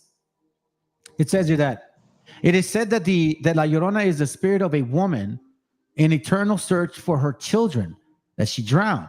But the tragedy is based on a deeper and historically real continental catastrophe. Cihuacot was an all-knowing goddess, or like, for example, Quetzalcoatl. Not Quetzalcoatl. What was her name? No, not Quetzalcoatl. Not that one. What was the female god? Anyways, I can't remember. Let me continue. She knew that forces from other parts of the world would attack the Mexica Empire and bring its destruction. Do you see that? So there's this understanding that this other nation was going to come and destroy us. So now check it. Hers was the first scream in Nahuatl that would cry, "Ay, mis hijos," or "Hey, my children." Shortly before Hernan Cortez landed in Veracruz in 1519, the warning anguish cried could already be heard in the kingdom, "O Niococone," "O my children," right? So now, this is, check it out how they call it. In Aztec Nahuatl, La Llorona becomes Chocani or Cihuacocani. Choca meaning to cry or to weep. You hear that? Cihuat means woman, the crying woman. You see what I'm saying? Now, here's where it gets even more interesting. In another book called Tratado Único y Singular de Origen de los Indios, it says it in Spanish, but I'm going to paraphrase it for the brothers in English and for you too, right? Since you're on here. On page 34, it says here that Torquemada, which was another writer, in one of his books, book 2, in chapter 90, it says that in these that entre los prodigios, what is that? Let me see what that word means, because I wasn't born so-called here in in North America. I was born in Guadalajara. Came here when I was like 8 years old. So some words in Spanish, a lot of words actually, I don't know what it means. It says prodigio means remarkably, impressively great or extent, size, or degree. Okay. So it says here, hold on. Give me a second. Here, let me do this. I'm going to do this. Hold on. I'll show you. Give me a second. I'm going to see if I can actually translate it, bro. That way. Translate. So I don't mean to stop you real quick. Go for it. I got time. But you're talking about this lady that was crying, weeping, and she was known to the Mexica and everybody else, right? The whole land, yeah, the whole land knew her, and some people knew her one name, other people knew her another name. Some people refer So to Earth, like Mother Earth. Somebody referred to Mother Earth, like that concept, right? So do you think that's where the death whistle derives from? The what? The death whistle. I've heard that, bro, but I've never really knew much about it, man. Please elaborate on that shit, please. So the death whistle, whenever they would go to war, it was pretty much like their war cry. Like they knew they were getting ready to battle, and it's like an eerie scream. Okay, yeah. I remember it now. So in Spanish, it's said different. I think how you say it. So that's why I ask about that.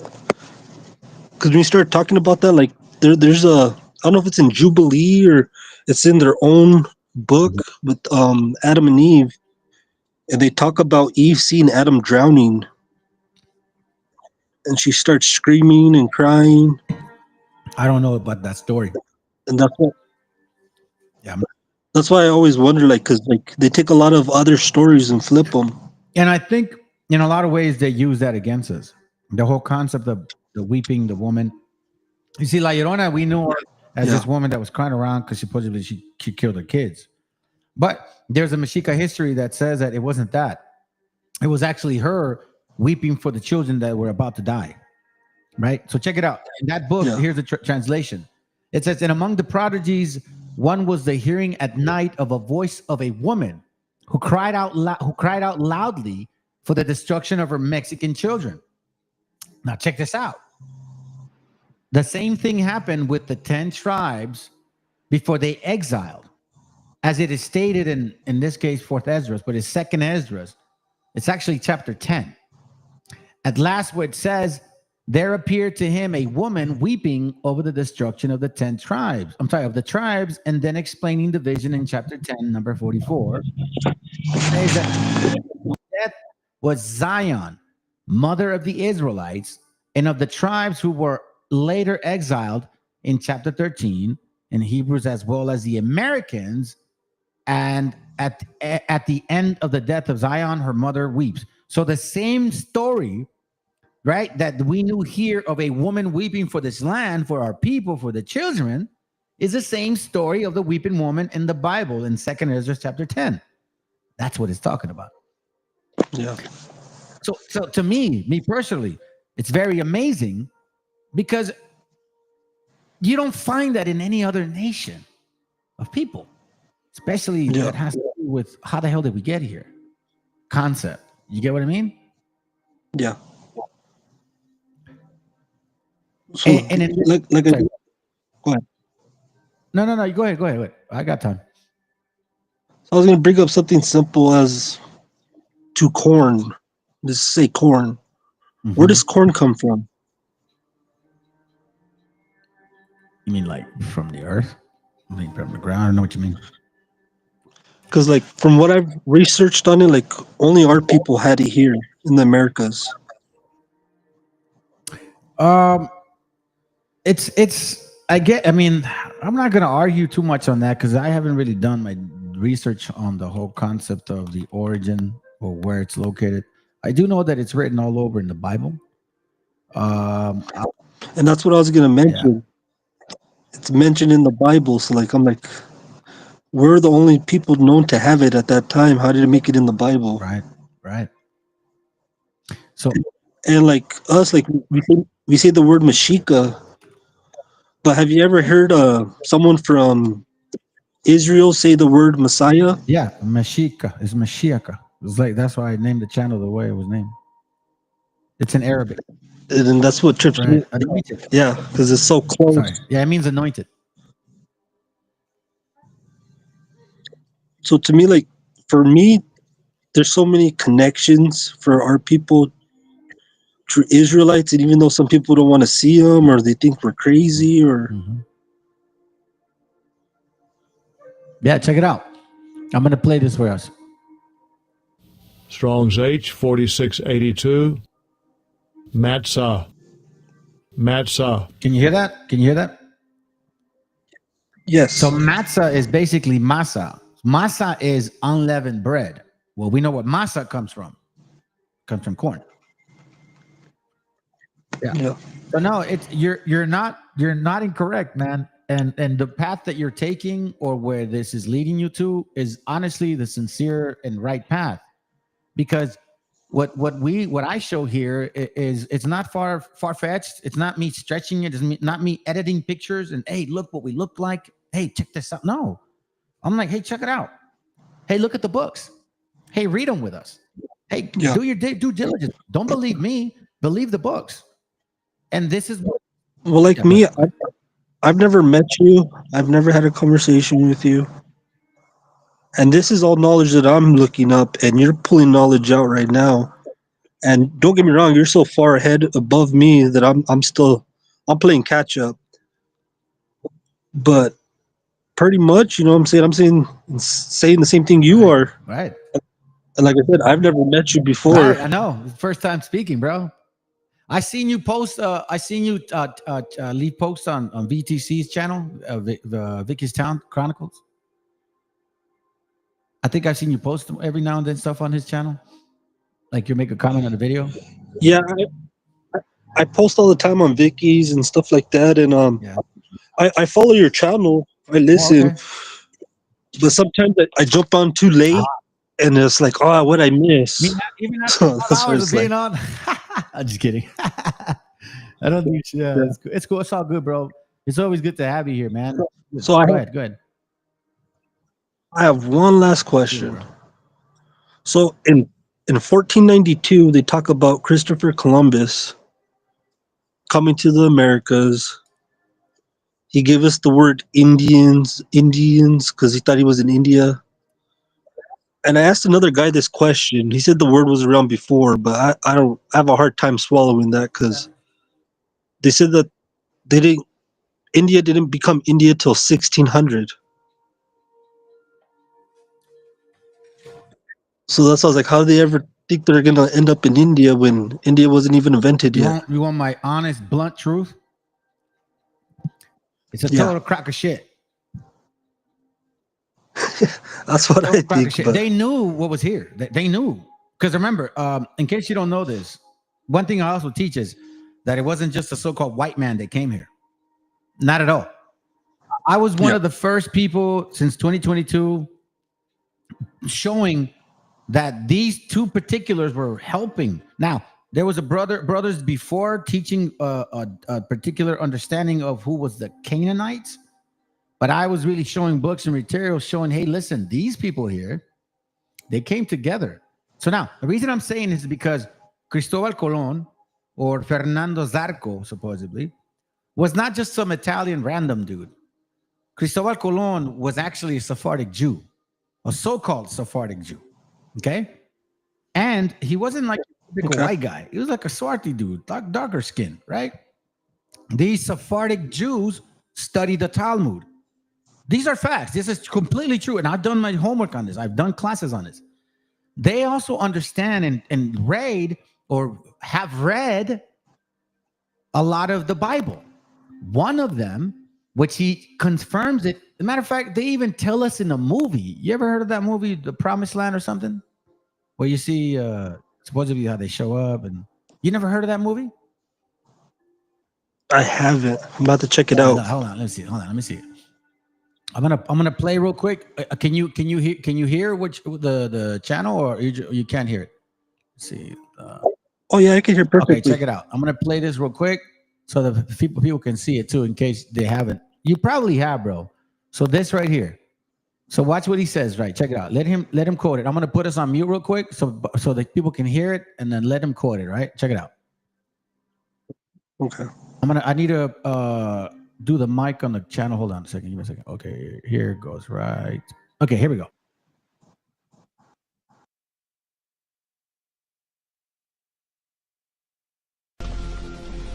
Why do you wish to sail west? Open a new route to Asia. Asia is the richest kingdom, the land of spices and gold. At the moment, there are only two ways of reaching it. By sea, sailing around the African continent. The journey takes a year. Or by land. But the Turks have closed this route to all Christians. There is a third way. By sailing west across the ocean sea. The distance is unknown. It's said to be infinite.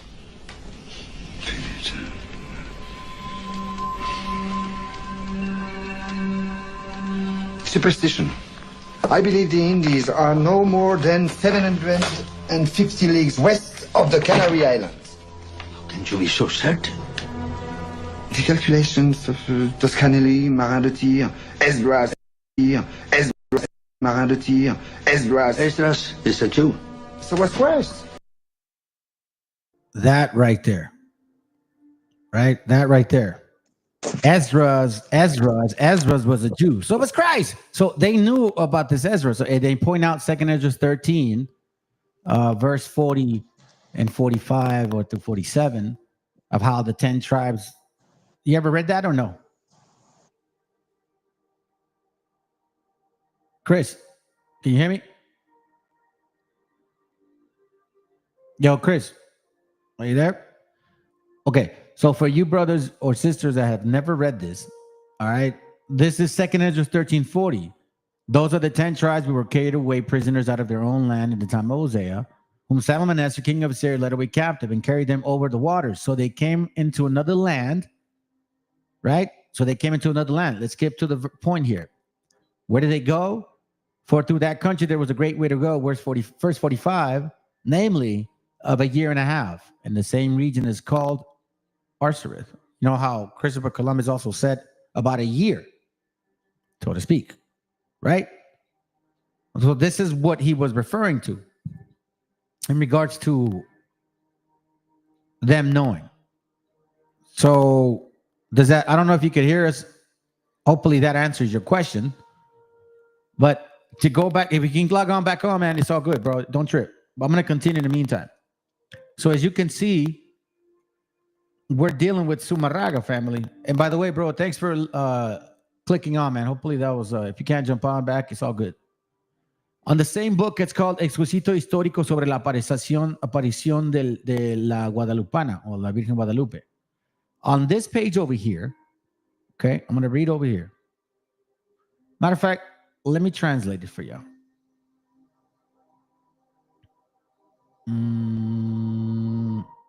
Let me see if I can do it like this. Maybe it might. Oh. Okay. So it says here, all right? So as you can see what I highlighted, copy pasted. Let me speed it up. The Spaniards did not believe. Let me magnify this. Remember, it's copy and pasting. Can you hear me? Can you guys hear me? Yeah, he probably muted, but it's all good, man. He probably disconnected, phone died. It's all good. Oh, there he goes. I think he showed up again. Oh, there you go, brother. Okay, cool, bro. Hey, what up, man? What up? I figured something happened. Can you hear us? Your sound. I think you're muted or something. Uh-oh. Anyways, in the meantime, check it out. The Spaniards, remember, let's talk about ZUMARRAGA here. The Spaniards did not believe Juan Diego said about the apparition, nor in what Juan Bernardino expressed, because for them, the Indians were irrational Jewish beings.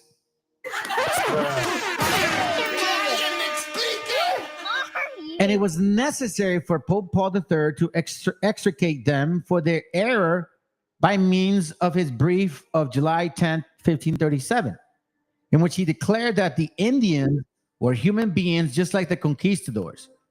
I got you, bro. Hold on. Can you hear us? Yes. I'm sorry, my phone died, bro.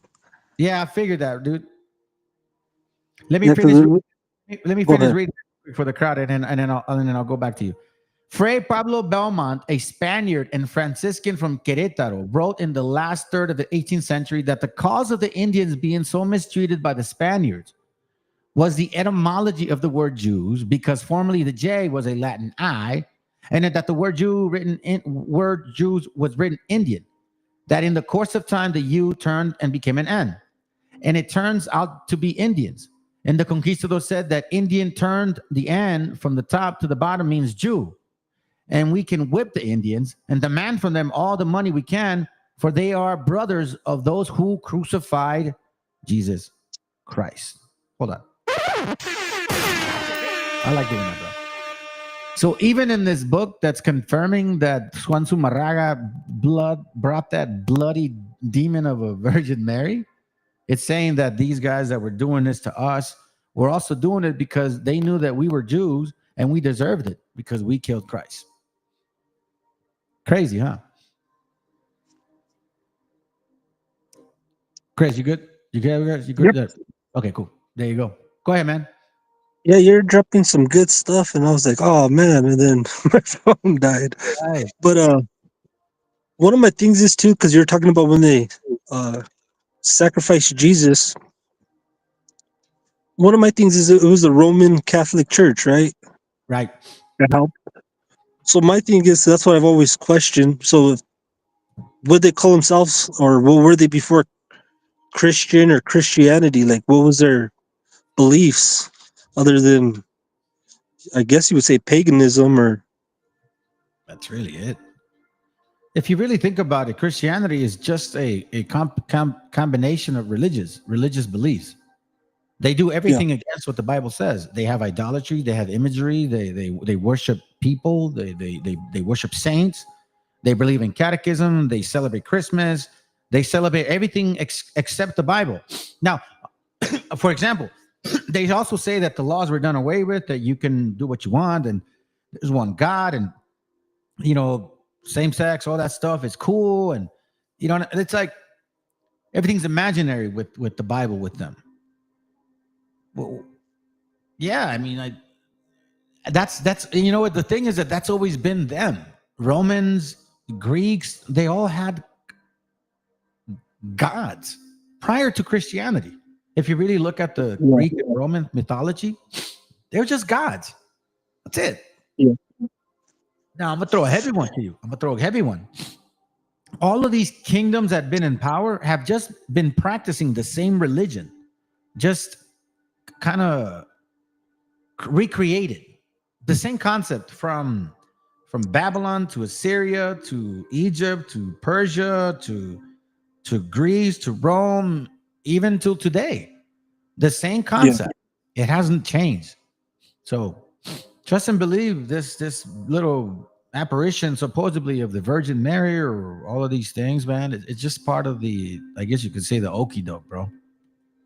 So with that being said, was there, let's say, Huichli Napochli? Mm-hmm. Do you believe he was like a, how should I say it, an immaculate birth, conception? No.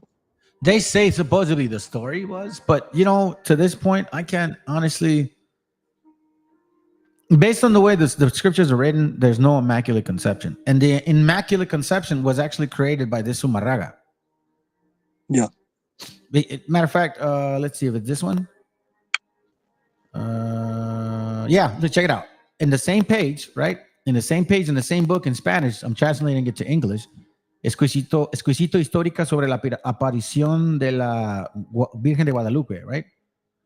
In the same book, on the second paragraph, page 51, it says this on the bottom concerning what you just said. According to the belief that the Spaniards had of the Indians, it is evident that they did not believe that the Virgin Mary appeared to Juan Diego.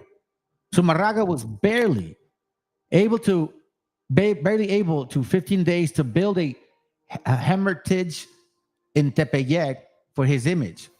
He feared the mockery of the conquistadors, who would tell him that they should not help the construction of the temple, which had no other foundation than the story of the Indian from Topetlac. Give me a second.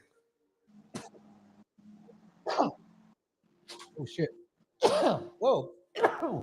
Kidding. Oh man, I hope I'm not getting sick. Anyways, then it says the Inquisidor Zumarraga, inappropriately called protector of the Indians. Very true. Inappropriately. Died in 1548, and he could not mature his imposture as he wanted to build a sumptuous temple. But he left this charge to his assistants, the Franciscans, the friars most addicted to Mary, who since the 13th century, between 1200 to 1299, who since the 13th century defended the propagated the dogma of Immaculate Conception of the Virgin Mary. Hold on. Oh, that's gonna hurt! As you're speaking, my brother, you're literally doing my class. Thank you so much, bro. I appreciate it. I'm sorry. It's fucking nuts, dude. No, I'm serious, man. I'm amazed by it because you're like, question, like, hey, you know, I like that because it's like leading me into the class. Like, this is really it. The next page was basically just that. Going into more topics to solidify why and who we are and how we got here. Yeah. This actually no, this is not the one. This is not yet. So now that we got through this one, anyways, go ahead. You want to say something before I continue? So this is my last question. So with because I remember you saying about the Israelites leaving Israel. So with them leaving Israel and being by another god, I guess. Mm-hmm. Because you said that's what happened with what the Spaniards and all them were trying to prove. Do you ever think that maybe the Americas was Israel? You mean the old world? Yeah. Like this you know what, man? I don't really know. I don't think so, because then you would have to really consider everything the Bible says. All the kingdoms. Was Rome here? Were the Greeks here? Were the Egyptians here? That means everybody was here. Yeah. You know what I'm saying? And what if that's the case? Fine. Okay, I'll take you that. And if that's the case, what about the people over there? What about all of those things? You telling me like some people created all of those old like monuments and buildings, and you know what I mean? It's hard to swallow that shit. You know what I'm saying? Like, well, the only reason I ask these things because like if you really look at like all our culture and everything, like we've pretty much always led the way. And like in Egypt, there's a temple called Maya, and it has Chichen Itza writing all over the ceiling. Mm-hmm. And they say some of the Mayan temples are even older and predate the ones in Egypt. And there's a spitting image of one in Egypt. And then you have the Olmec twins. Yeah. And they look exactly like the Sphinx. It's funny, dude. Let me tell you something.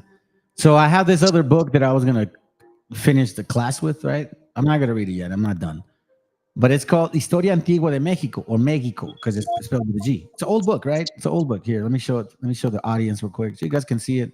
It's a really interesting book. It has a picture of one of the native brothers here.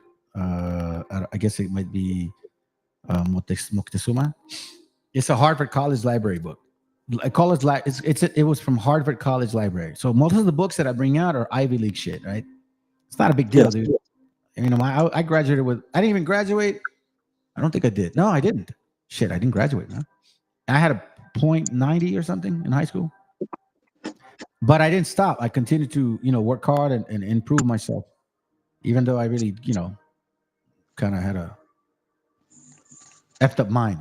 Real quick, the Historia Antigua de México, sacada de los mejores historiadores españoles y de los manuscritos y de las pinturas antiguas de los indios, dividida en 10 libros. So in this book here, it's actually talking about what you're saying.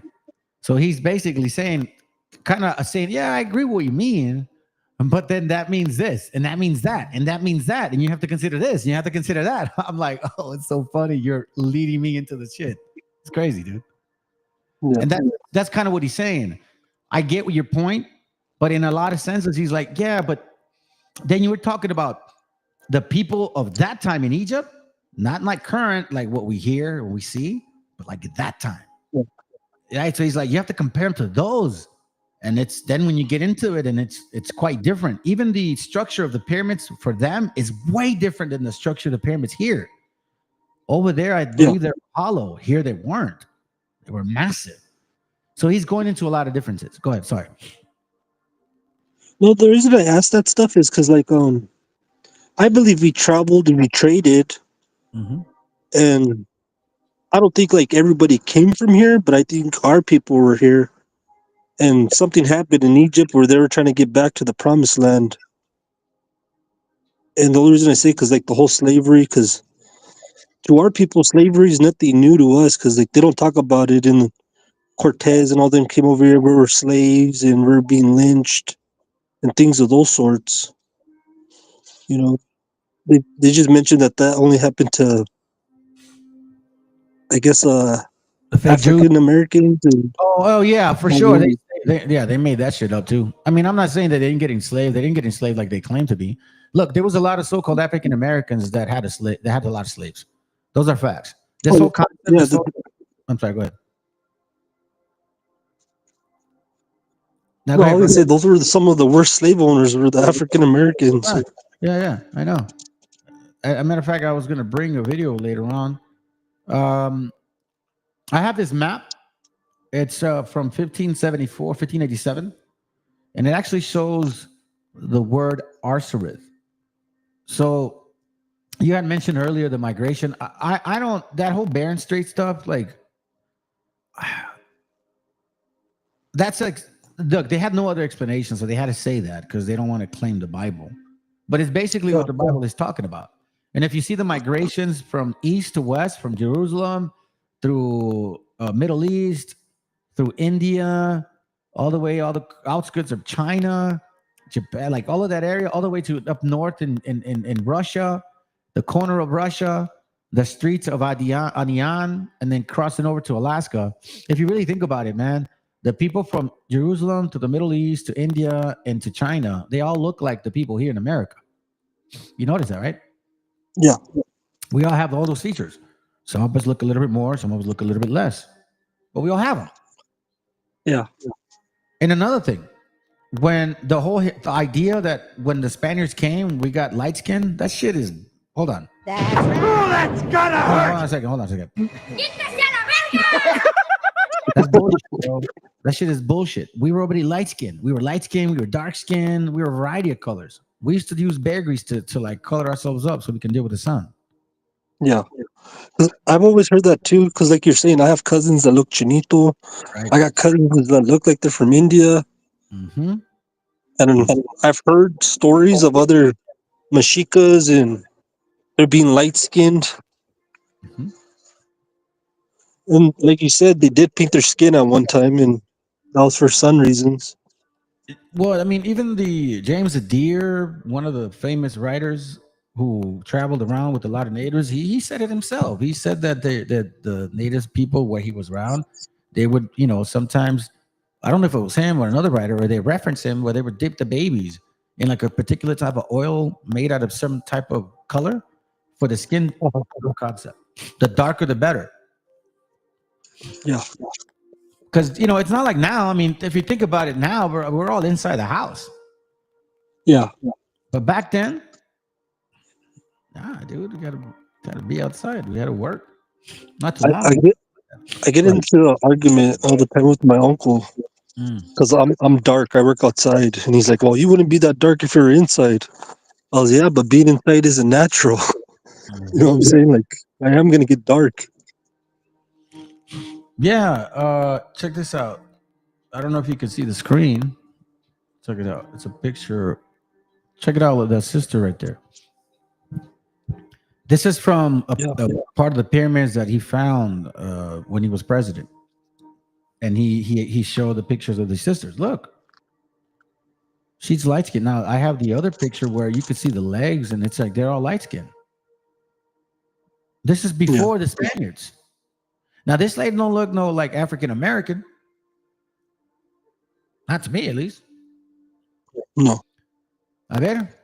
And that's why I say that we've led the way in culture. Yeah. This is 2,300 years old, bro. 2,300 years old. We were two-tone. Oh, you disconnected. Yeah, you're back.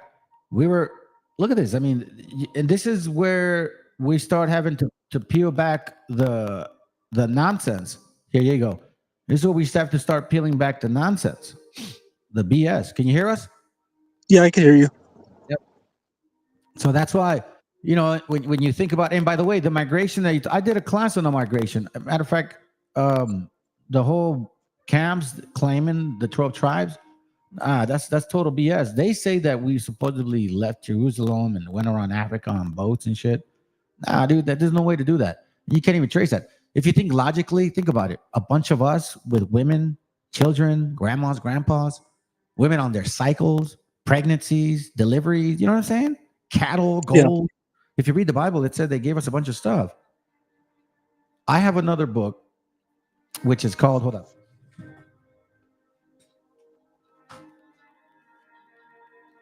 Give me a second.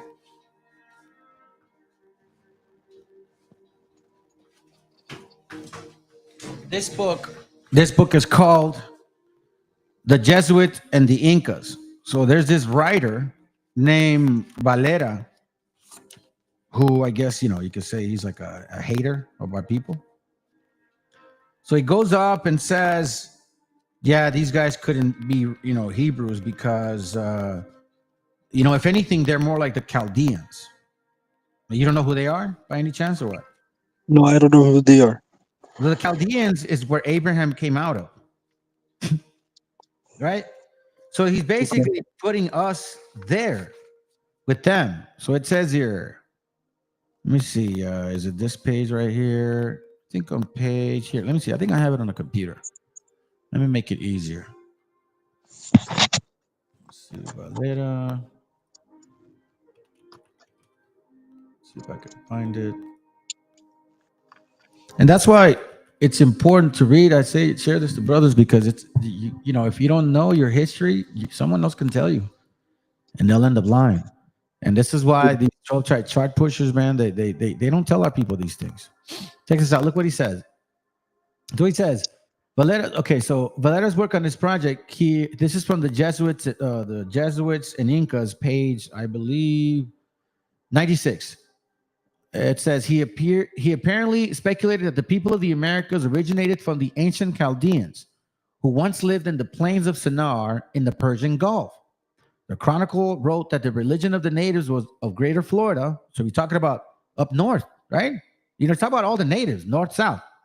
And the Caribbean islands were derived from the practice of Chaldeans, who worshipped only natural features such as lakes, springs, and stars.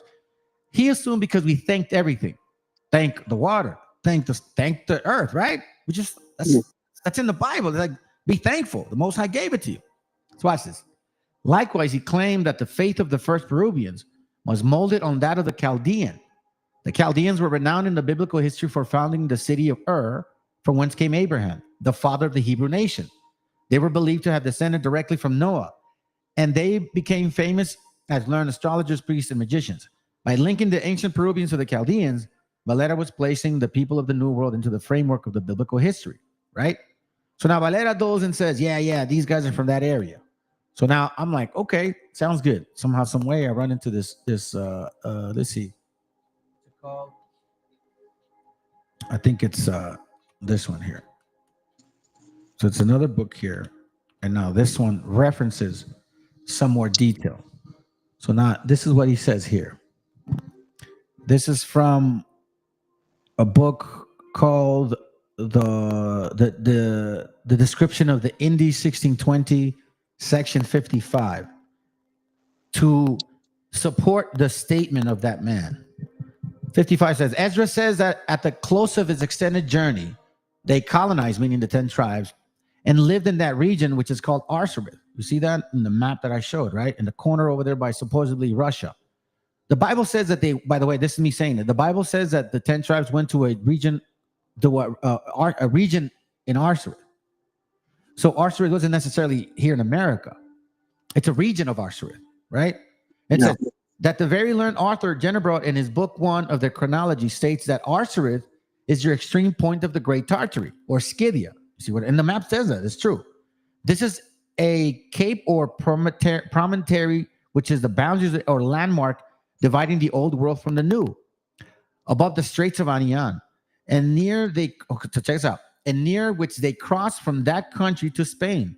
So now, for the people watching the video, here's what he's talking about. So he went over here to these streets of Anian, as you can read right there, streets de Anian, right? So this writer is saying that they could have gone that route. And how does he confirm it? He says that it is a cape of the promontory, which is the boundaries or landmark dividing the old world from the new, above the Straits of Anian, and near which they crossed from that country to New Spain. So they could have gone that route, or by India and China. Watch this. Since there, in that region of Cathay, meaning that whole India-China concept, the people inhabiting that country keep the Old Testament and the laws of Moses, although with many superstitions besides. This is a full and sufficient proof. Let me repeat that. This is a full and sufficient proof that members of the 10 tribes passed through there and settled there, since that is clear from their observation of the law of Moses. This is what I'm adding. And from there, they could have easily crossed the strait, or the Straits of Anian, or the channel which lies between China and the kingdom of Anian, as may be seen on the globes or maps. And from the kingdom of Anian, they went on exploring and colonizing those countries in the New World never before seen or settled by human beings. So here we see the streets of Anian. You realize it's only like 50 miles from Russia to Alaska, right? Yeah, it's pretty close. It's pretty close. So he's saying that, more likely we did go that route because those people resemble us, people from India, people from China. And on top of that, those people do those regions, they keep the laws just like we do. Hold on a second. That's gonna hurt. You was better suck on that. Sorry, I had to throw a little jab at them. It's good. Yeah, man. Yeah, because I appreciate your time, bro. You dropping a lot of knowledge. Yeah, I hope it helps brothers. For me, like, because I know you go off and you're reading and you're going off of stuff. But like the interact, for me, it's like it doesn't make it as much stale, you know? Mm-hmm. Yeah. I don't mind interacting, honestly, but sometimes people just don't want to. You know what I mean? It's like I don't know, but it's all good, man. Unless you have another question, I'm gonna just kind of continue and put a pair in another hour or so. One last question. Go for it. That was 3 questions ago, but you're good, dude. Don't trip. Eventually, I want to start my own podcast. Okay. Would you be down to do an interview one day? Hell yeah, bro! It's on.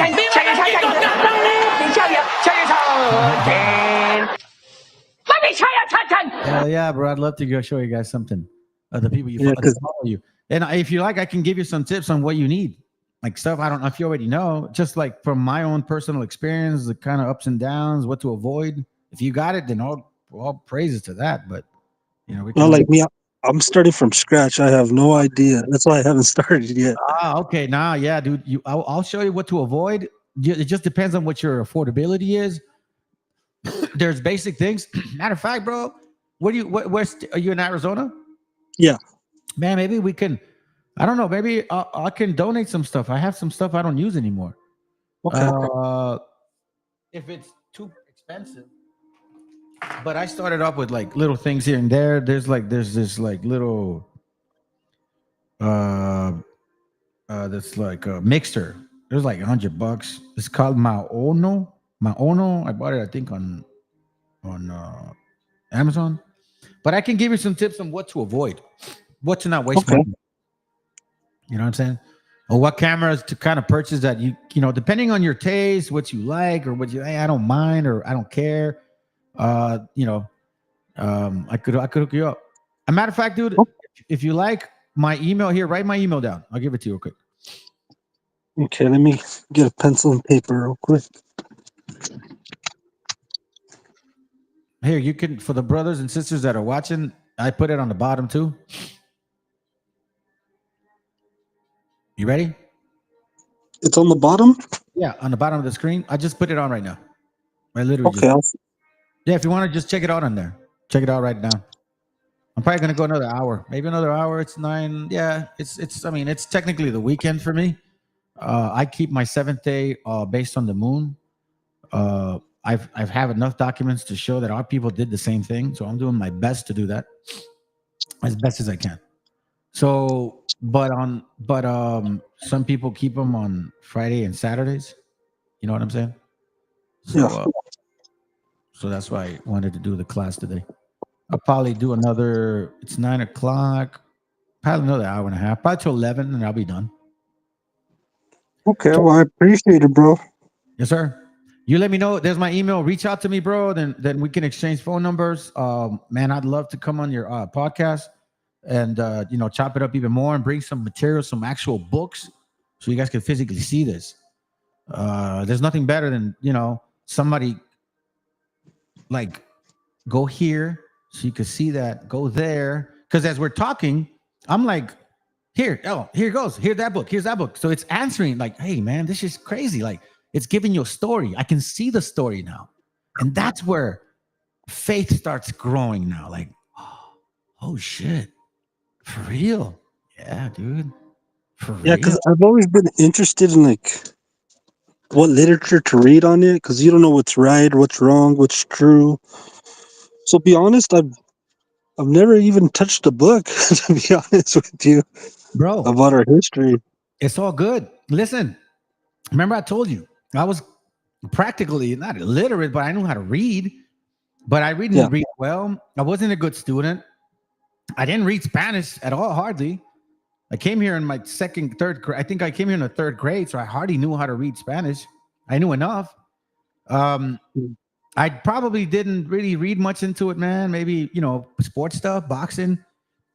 But right around about 8 years ago, almost 8 years ago, 2016, I started changing. Something occurred.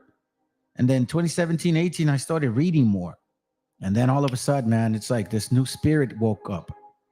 And I never knew that I was this into books. Ever, bro. Ever. I was a bottom barrel fucking 3 DUI alcoholic, brother. That's the kind of man I was. You know what's funny that you mentioned about that? So, like you said, like maybe for me, maybe 3 to 4 years ago. Mm-hmm. I don't know why, but some light switch just flipped on, and like for some reason, just to get into our indigenous heritage, just started calling.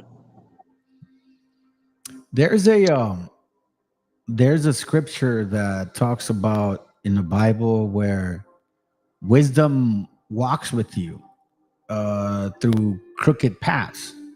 I don't know if it's Wisdom of Solomon or Sirach, but it walks with you through crooked paths until it's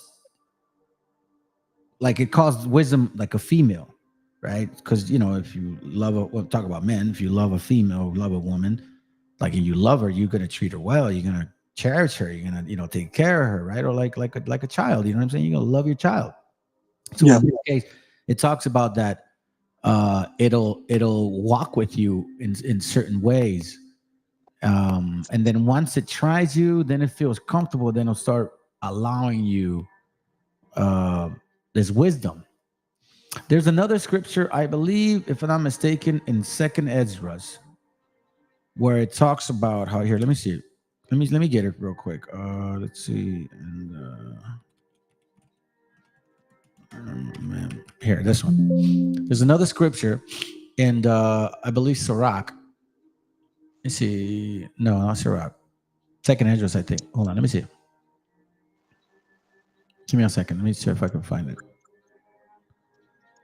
Okay, 2nd Esdras 14. So 2nd Esdras 14:39 says, "Then I opened my mouth, and behold, he reached me a full cup, which was full as if it were with water." Now the scriptures say that water is the word of the Most High, but the color of it was like fire. The scriptures say that when you speak the Spirit, you're speaking fire, right? and I took it and drank it. And when I drank it, meaning the word, my heart uttered understanding. That's the mind. And wisdom grew in my breast. That's the spirit. For my spirit strengthened my memory. So there is this sleep, kind of like sleeper cell type, that we've been asleep for a long time. But there's going to be something that's going to wake you up, wake that spirit up. And it's going to strengthen certain things. It's going to strengthen certain likes and certain interests that you probably never knew you had. And that's the one. Yeah. It's amazing stuff, man. Yeah. And like you're saying, like, it's crazy because, like you said, I was pinpointing stuff that you planning on teaching, and pretty much you're pinpointing out stuff too that I'm just like, I understand exactly what you mean, bro. Right. Yeah. So, I hold on. Let me see. Yeah, I honestly. Let's see.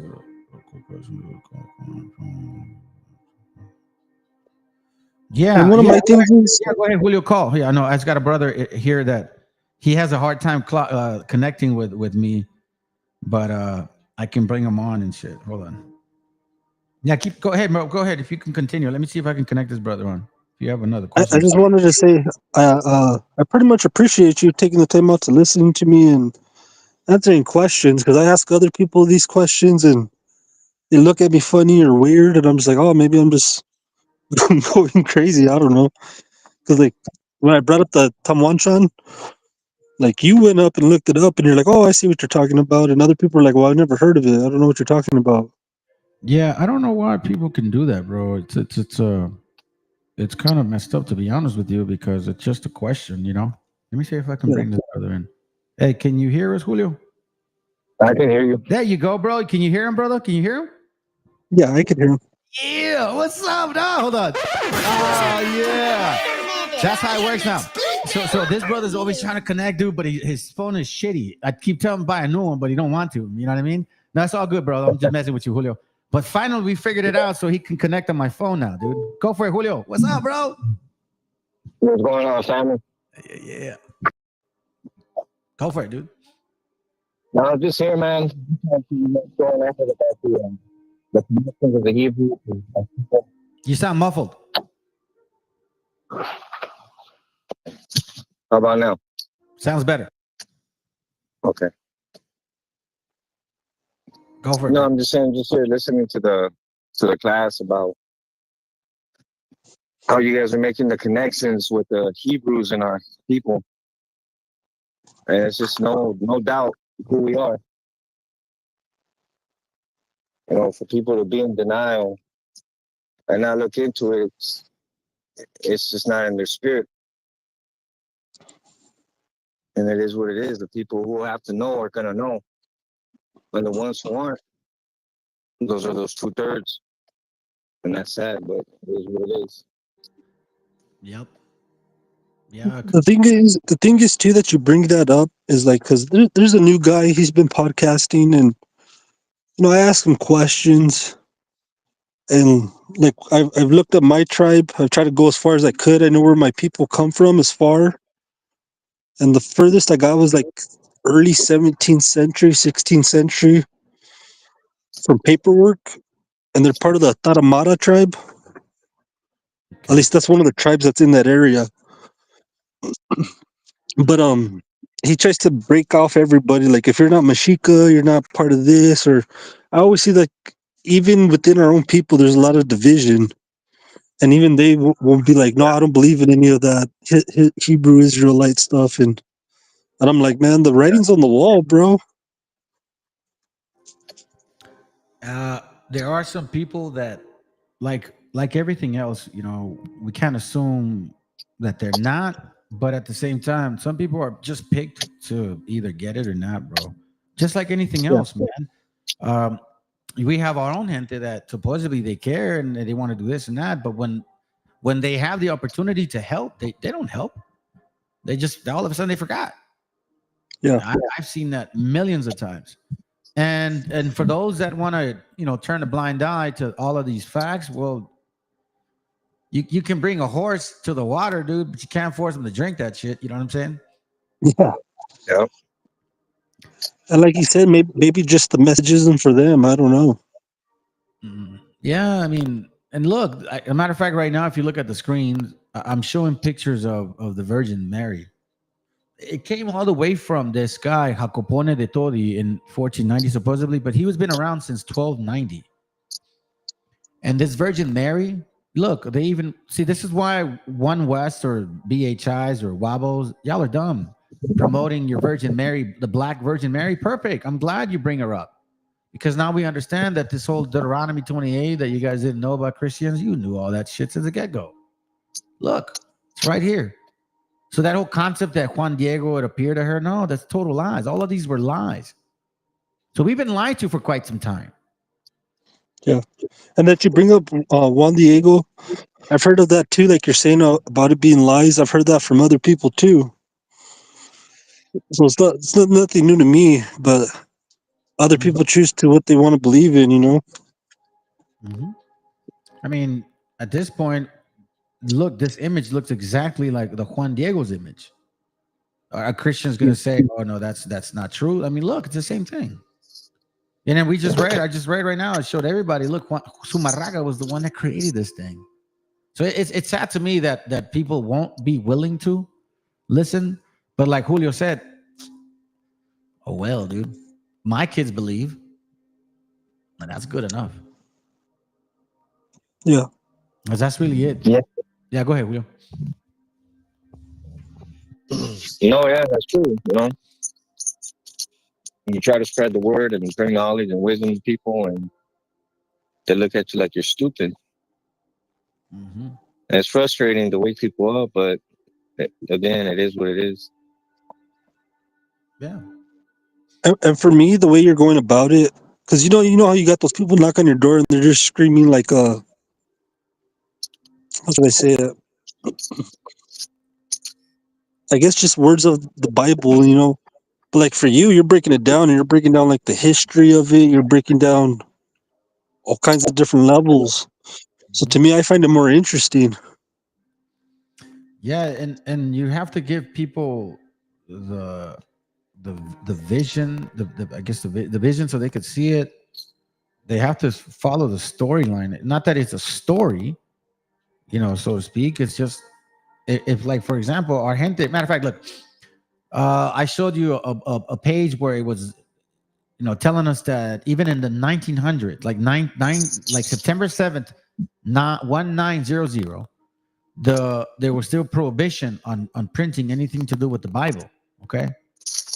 And at that time, about maybe 5% of our people knew how to read and write.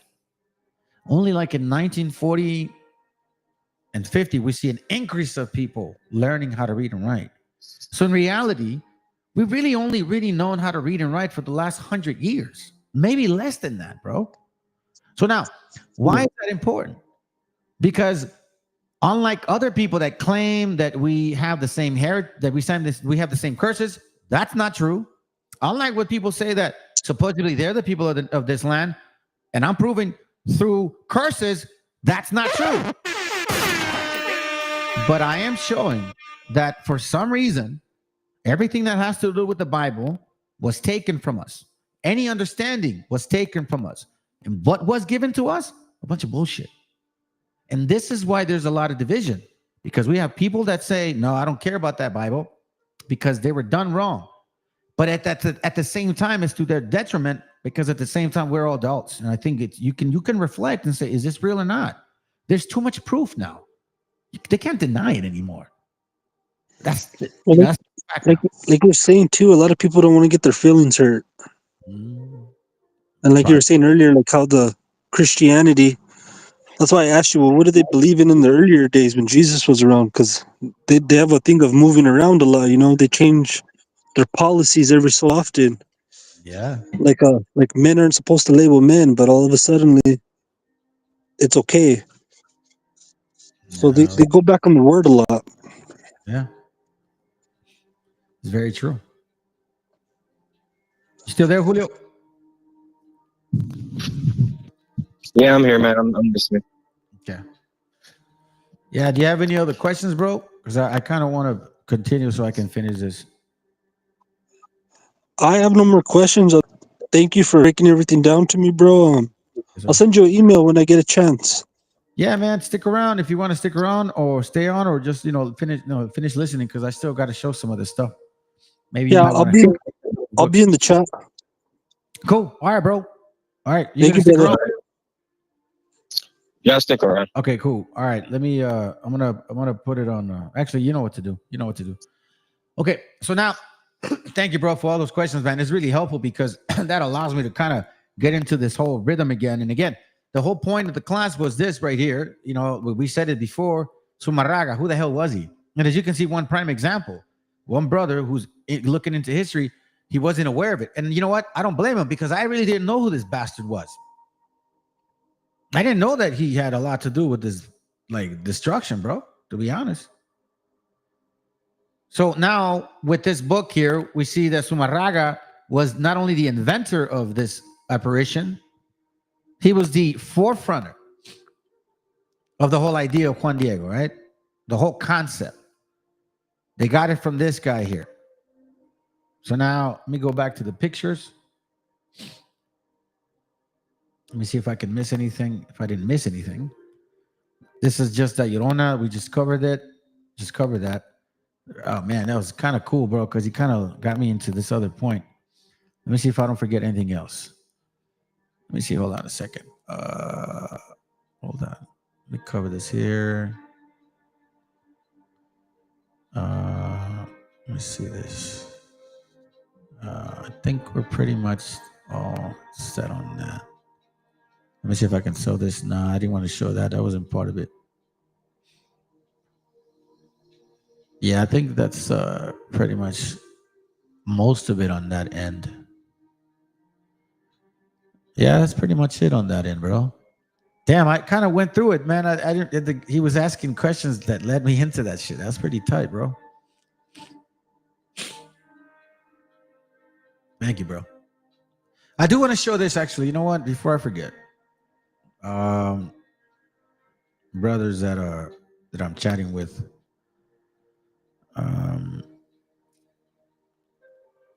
before we let go of this topic, so I'm gonna read something in Spanish now. Okay, this is on page 199, and I had mentioned it to the brother about how this writer pushes back on these so-called scholars claiming to know where we came from, right? So let me touch on this real quick. Here it goes. It's in Spanish, all right, family? It says here. Por otra parte, es inútil averiguar si la población de América empezó antes del diluvio, pues por una parte es imposible descubrir la verdad en un punto tan oscuro. Very true. Y por otra, siendo indudable que en el diluvio parecieron todos los hombres. Es necesario volver a buscar pobladores después de aquella gran calamidad. Sé que algunos autores circunscriben el diluvio a los confines de una parte de Asia, pero también sé que esta opinión no está de acuerdo ni con el texto expreso de la Santa Escritura. You see this? So he's saying that I understand about so-called people being here supposedly, right, prior to the duelage, but then that goes against the scripture. Oh, my bad, man. Oh, that's right. I wasn't even showing that shit. My bad. So my bad, family. So here we see on page 199, we're just trying to finish it up now. Sé que algunos autores circunscriben que el diluvio a los confines de una parte de Asia, pero también sé que esta opinión no está de acuerdo con el contexto expreso de la Santa Escritura, ni con la tradición de los mismos americanos, ni con las observaciones físicas. ¿Sí ves? El doctor Sigüenza creyó que la población de América empezó poco después de la dispersión de la gente. You see, this is what he thinks, right? That's his belief. So he's going around, explaining this. Otros autores Por el contrario, le creen demasiado moderna porque los historiadores de México y Perú no hallaron en aquellas naciones memoria alguna de sucesos anteriores a 8 siglos. Right? Now, let's get. This is, yo no dudo que la población americana sea antiquísima y mucho más de lo que creen los autores europeos, porque los americanos carecían de ciertas artes o inventos, como la aplicación de la cera y del aceite al alumbrado, que por una parte son muy antiguas en Asia y en Europa, y por otra, tan necesarias que una vez aprendidos no se olvidan jamás. Luego los que pasaron del antiguo al nuevo continente y propagaron en la especie humana, verificaron su inmigración antes de aquellos descubrimientos. Porque las naciones del Nuevo Mundo que vivían en esa sociedad, y especialmente las de México, conservaban en sus pinturas y tradiciones la memoria de la creación del mundo, del diluvio, de la Torre de Babel, de la confusión de las lenguas y de la dispersión de las gentes, aunque alterada con algunas fábulas, y no tenían noticia de los sucesos corridos después de Asia o África o en Europa, habiendo algunos tan grandes e importantes que no era fácil echarlos en el olvido. So now I want to remind you, family, this is what ZUMARRAGA destroyed. The story of the old world, the paintings showing the tradition, showing the creation of the world, showing the dualage, showing the Tower of Babel, showing the confusion of languages, the dispersion right after Phaleg. This was what ZUMARRAGA needed to destroy. Your history of who we were. Porque ni los americanos tenían la menor idea de los pueblos del mundo antiguo, ni estos de aquellos, ni en unos ni en otros se halla el menor recuerdo del tránsito de los hombres en América. Esas razones hacen, si no es cierto, verosímil a lo menos mi opinión. Right? ¿Quiénes fueron los que poblaron de América? So that's what he's talking about. It says, los que no reconocen el libro santo, el sello de la verdad divina, o reconociéndolo no hacen caso de lo que su autoridad sanciona. Dicen que los americanos no descienden de Adán y de Noé, creyendo o fingiendo creer como Dios creó al primero para que fuese el padre de los asiáticos.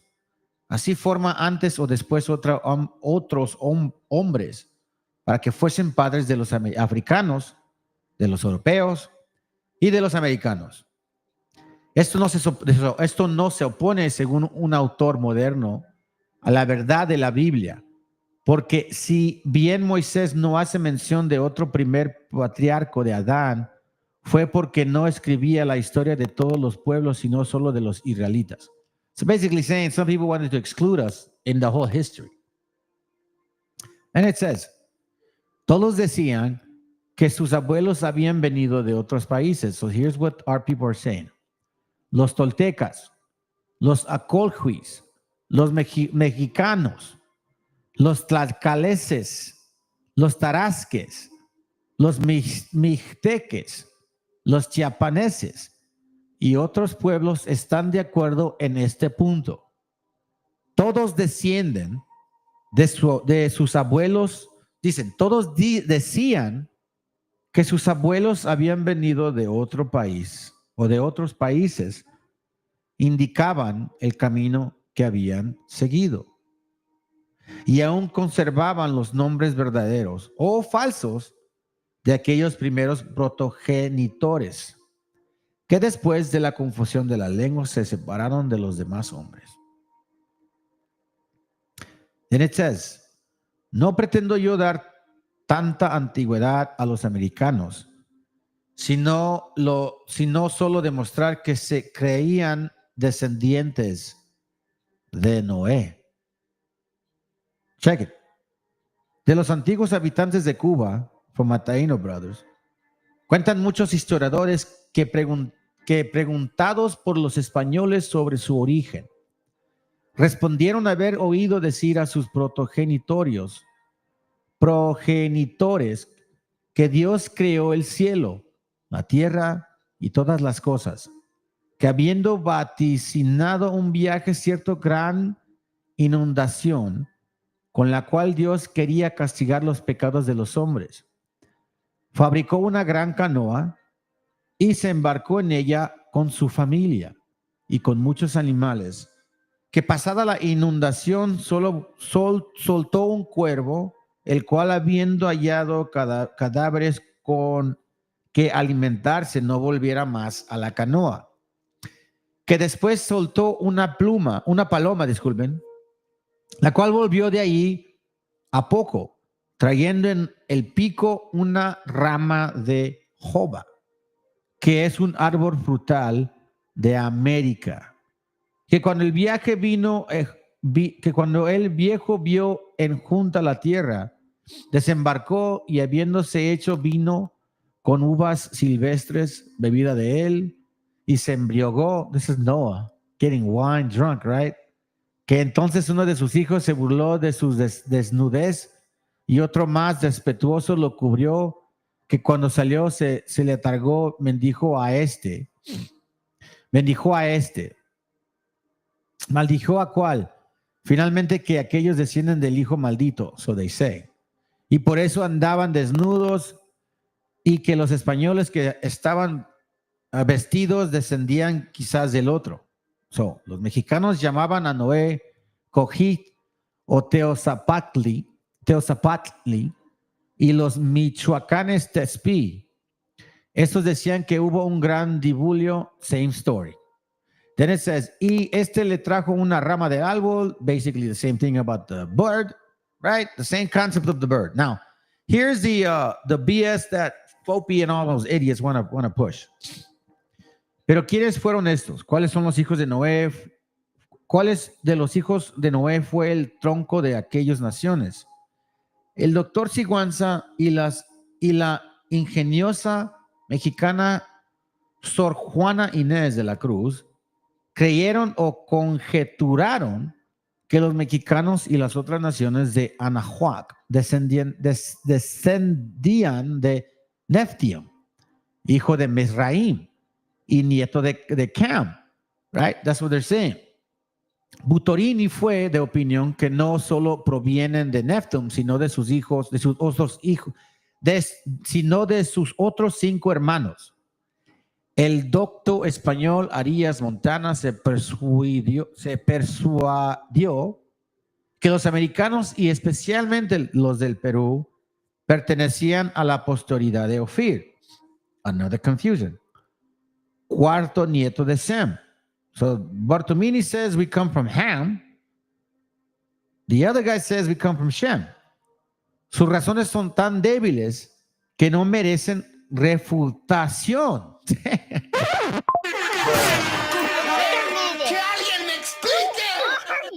Dice, sus razones son tan débiles que no merecen refutación. De las de Zinguaga hablaremos después.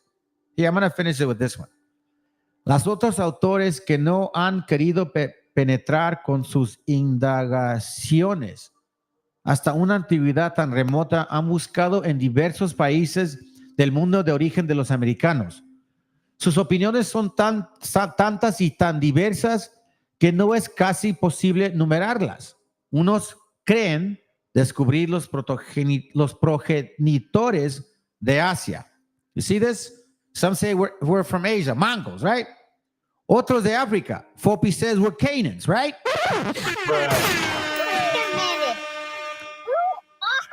Otros que somos güeros, güey, de Europa, right? Entre los que abrazan esta última opinión, unos dicen que eran griegos. Que hijos de su madre, güey. That's gonna hurt. Hold on a second. What do you mean griegos, mamón? Hell no, bro. You don't do that shit. Not here, not even in jail. Entre los que abrazan esta última opinión, unos dicen que eran griegos, otros que eran romanos, otros los hacen españoles, irlandeses, curlandeses y aún rusos. Damn, bro, for real? You see what I'm saying, family? We're everybody, just like Kobe. They're trying to place us to be everybody. We don't want to be all of them people because we're not them. Unlike people like them, they want to be everybody, right? It says, de los que prefieren el origen africano, unos los atribuyen a los egipcios, otros a los cartagineses. Isn't that what Fopi says? Otros a las nómadas. Pero aún es mayor la variedad entre los partidarios del origen asiático, los israelitas, los caldeos, los asirios, los fenicios, los persas, los tártaros, los indios orientales, los chinos, los japoneses, todos tienen sus abogados entre los historiadores y los filósofos de estos dos últimos siglos. Then it says, otros ahí que no hallando lo que buscan en los países conocidos, sacan de las aguas la famosa Atlántida. Check this out. Check this out. Listen to what he says. This is for colomiados and idiots like them. This is the Atlantis. This is the old Atlantis. This is for you, idiot. Otros ahí que no hallando lo que buscaban en los países conocidos. So we're from supposedly Asia, Africa, Europe, whatever, right?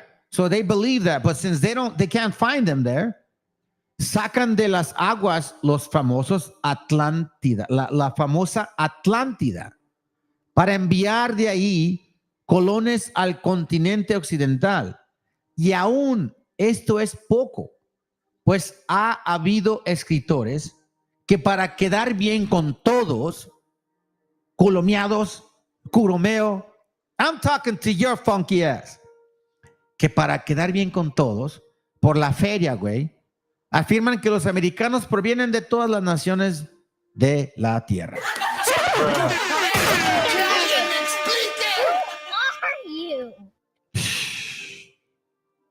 Wow. I'll end it with this. La causa de tantas y tan extravagantes opiniones ha sido el error común de que para creer a una nación originaria de otra, solo basta hallar alguna afinidad en las voces de sus lenguas o algunas semejanzas en sus ritos, usos y costumbres. See what I'm saying, family? What it's basically saying is this. If you really want to know who these people are, us, you got to look at the language, the history, the riots, the use, the customs. If you look at us solely for what we are, you can find yourself in this beautiful book right here. And for you wobbles, That's gonna hurt! Because quite frankly, this is why I told you guys 2 years ago. I told you guys that 2 years ago, right? Yeah, you know what? They say Atlantis, Aslan, but they want to use it like Atlantis, where it wasn't us. It was actually them, bro. That's why I also don't give weight to that. Because that's what they say. They say Atlantis, but they're not saying us. They're saying them. Egyptians and shit. All them idiots. So now, check it out, fam. So this topic, pretty much, I just, again, want to remind you, man. I know I was kind of going through some hiccups initially, you know, in part. But if you follow through the whole class, you'll understand what I was trying to confirm. Now, with that being said, let me move on to this, and then we're pretty much done. This is a video that the brother had posted on Facebook. And I find this very interesting because look what he says. Look what he says right here. And this is why I'm talking to my brothers and sisters that are locked in these stupid ass camps. And this is why I challenge any camp to any debate and to prove, let's see if it's true. Let's see if it's true. If that troll tribe shit is real. And let's see if you guys are teaching the facts. But the reality of this is, fam, that they felt this way since the beginning of time. Here we're going to see the expression of this yata, zaka, whatever. BHI flips wobble on you. I'm telling you, it was going to happen. I told you this in 2022. Let's listen to this for a few minutes. I may play something for y'all that pertains to this topic, I don't know yet. I don't know yet. But let me see. Before I keep going, let me go back real quick. Hold on a second. Yeah, you said a lot, Scooby. My bad, bro. I'm not gonna go back that bad. Let's see. Let me see. There's a boxer named Mario Barrios. He had a highlight where he looks like just these Mayans showing. Good, dude. Let me see, Chris. Thank you for answering my questions, brother, and giving more info. Yeah, man. Anytime. Show me an email, bro. I believe Atlantis, but I don't think it's what people think. Nah, it's not. I'm glad you say that. I think it was us. Our people were too advanced, too, and many others. You know what? I think it was the advancement in the wisdom of the Most High. I don't know about technology and all that. It's just the way that we dealt with things. Like, I'd rather have power, spiritual power, over trees, over things, than some computer to tell me some shit. You know what I mean? But anyways, listen. So again, I'm glad that you posted this, brother Jose. Thank you, or somebody else. I need you to pay attention, family. Look what he says. This is why it's important to get out of these camps, because quite frankly, they're telling you right now in your face that, no, you didn't even come out of their nuts, bro.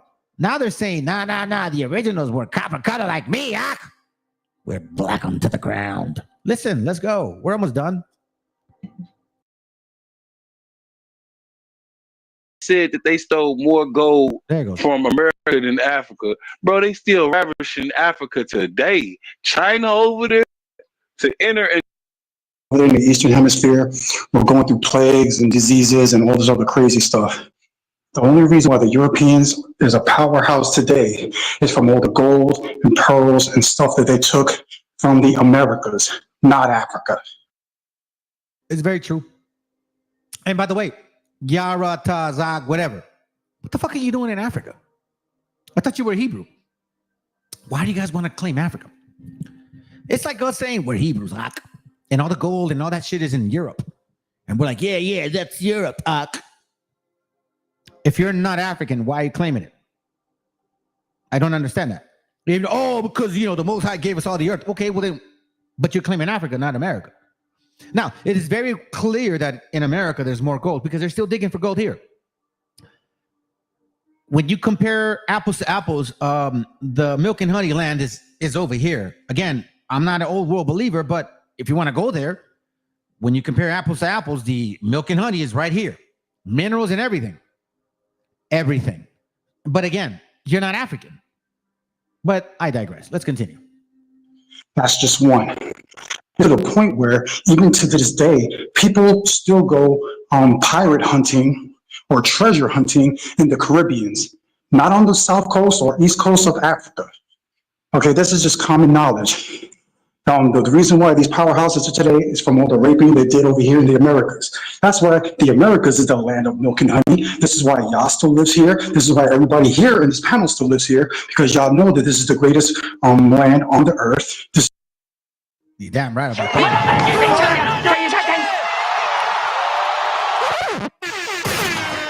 This is why you guys don't leave this place, because you guys know what it is. And like I said before, he's just mad because I'm using his own doctrine against him. Again, he can't get around it. They teach Elam is the East Indians, Moab and Ammon are the Chinese. All the Shemitic nations that this guy teaches himself, they all live in Asia. Not no Africa. So again, he can climb your river. He can try to pull up many sources. He was talking about, in Africa, they were doing customs. Yeah, when you read books in the 16, 17, 1800s, you would find out that those people, the reason why they were doing Hebrew customs was because they were converts.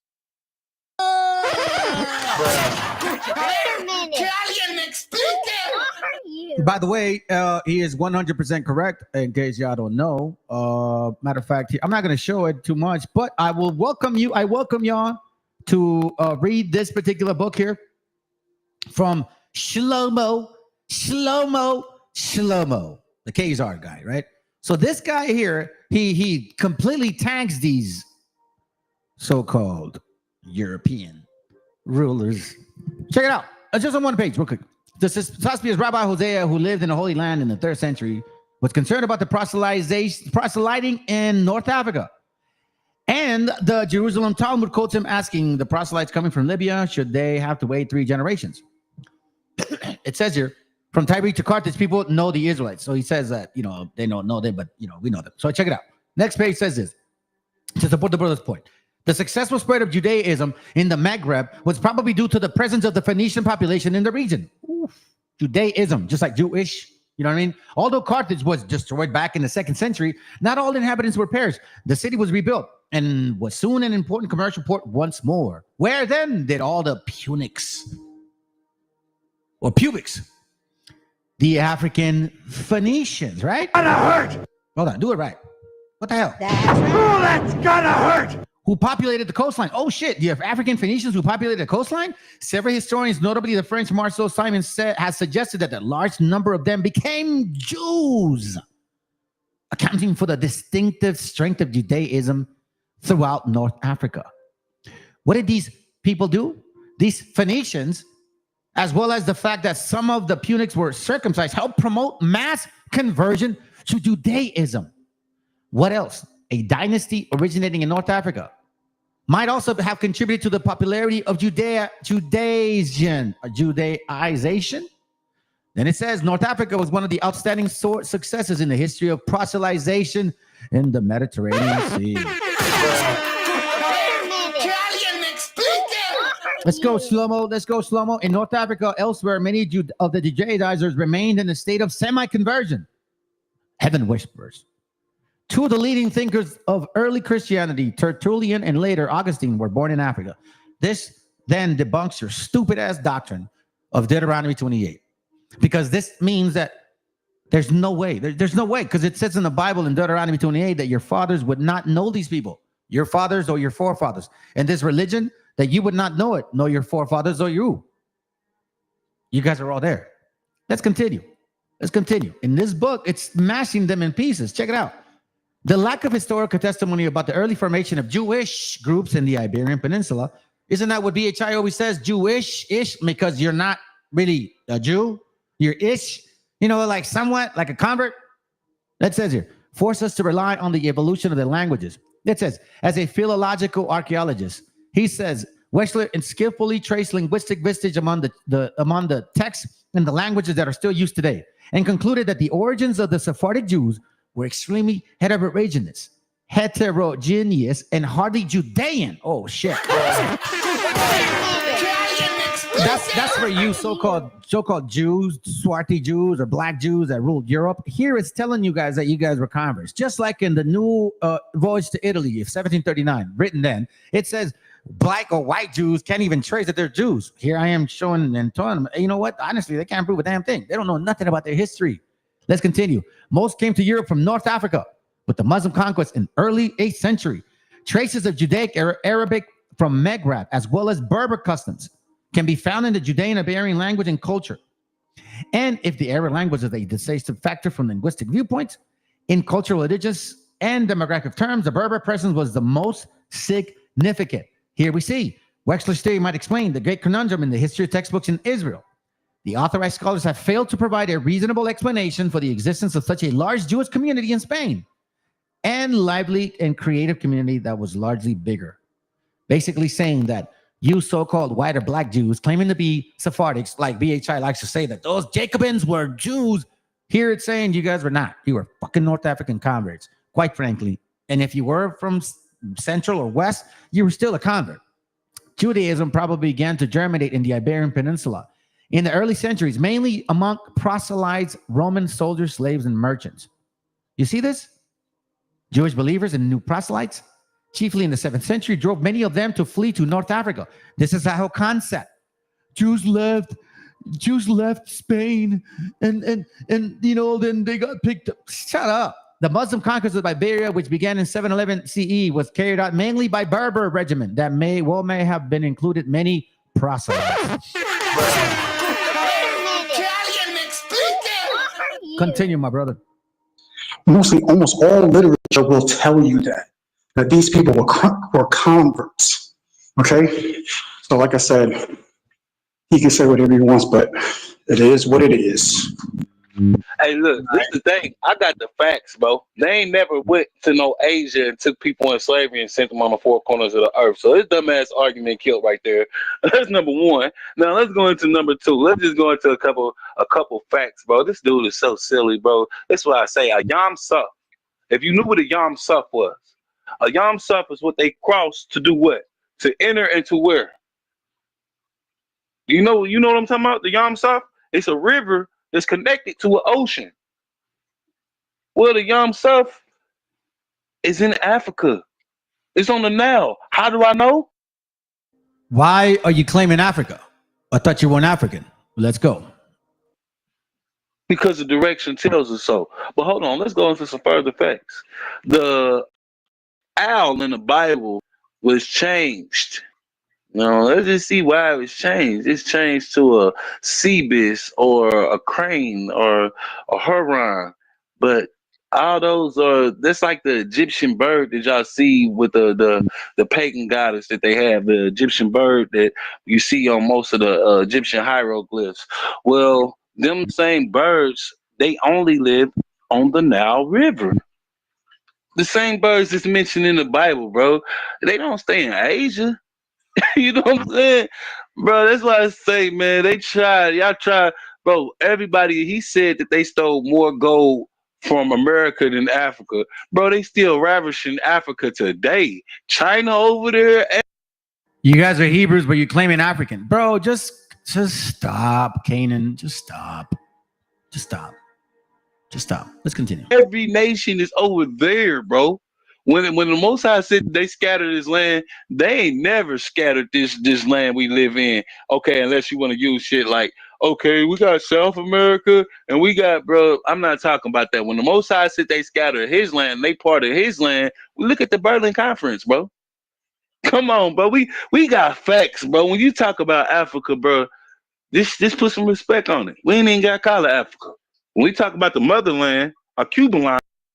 See what I'm saying, family? Come on, bro. Come on, dude. Shut the bro. Come on, bro. The Bible does not say that we all came out of Africa. If you really, really believe the Bible, do you not see the scattering of the nations? Yeah, I love to say Ur Chaldees.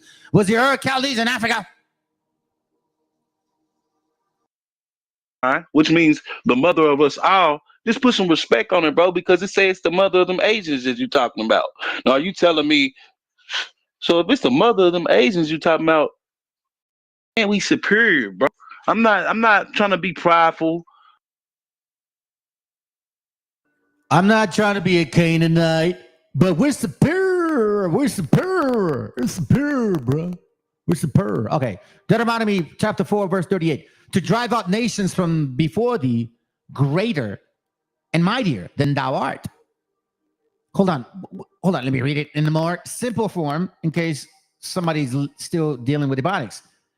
As you advance, he drove out nations greater and more powerful than you. Hold on. Let me try another translation in case maybe it still didn't resonate. To thrust out nations greater and mightier than thou art. Maybe it gets more complicated.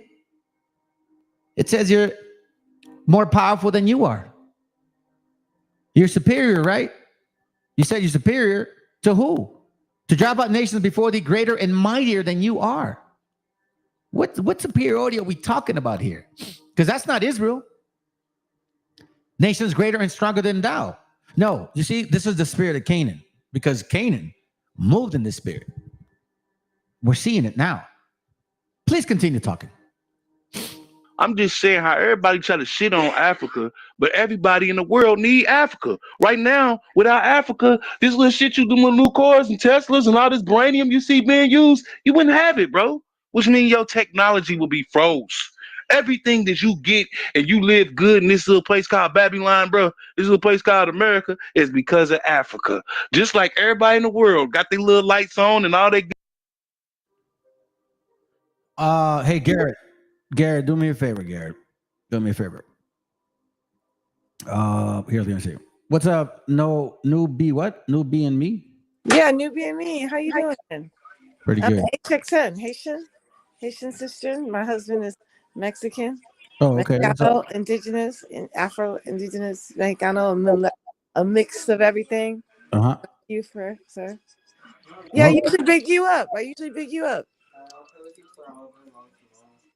so what do you gotta share, sis? No, it's just a beautiful Shabbat. You learn a lot, and it's good that you bring in the whole humanness, all of us, and just like dispelling all the Vatican and Protestant bull crap. You know what I'm saying? Yeah. And so my husband's here. He's a Bible person, and we're just getting in a lot of Shabbat stuff. The children are watching their thing. We got some lessons, and I saw you on live, so I'm just gonna let the fams listen in and let my king man listen in, and I'm sure he agrees with it a lot. And then there's some other perspectives he can talk about, like North Africa, East Africa, Sephardic Jews, African Jews, crypto Jews, or Hebrews. You know what I'm saying? Or Hebrews, the indigenous people, the pyramids. Like one of the books that I really love is called The Wonderful Ethiopians by Drusilla Houston, but he knows more about that book, The Wonderful Cushites or something like that. And that really just shows how the Nubian culture that ended up going to Egypt ended up coming to the Americas, and how we're all, there's different ways. There's different ways that we all came through. I got a question. So you believe that the original people here were like African looking? I think they were okay. I can't hear you. Oh, I believe that they were heavily melanated. Guys, can we lower this just for a minute? I believe they were heavily melanated, and so to our conqueror, to the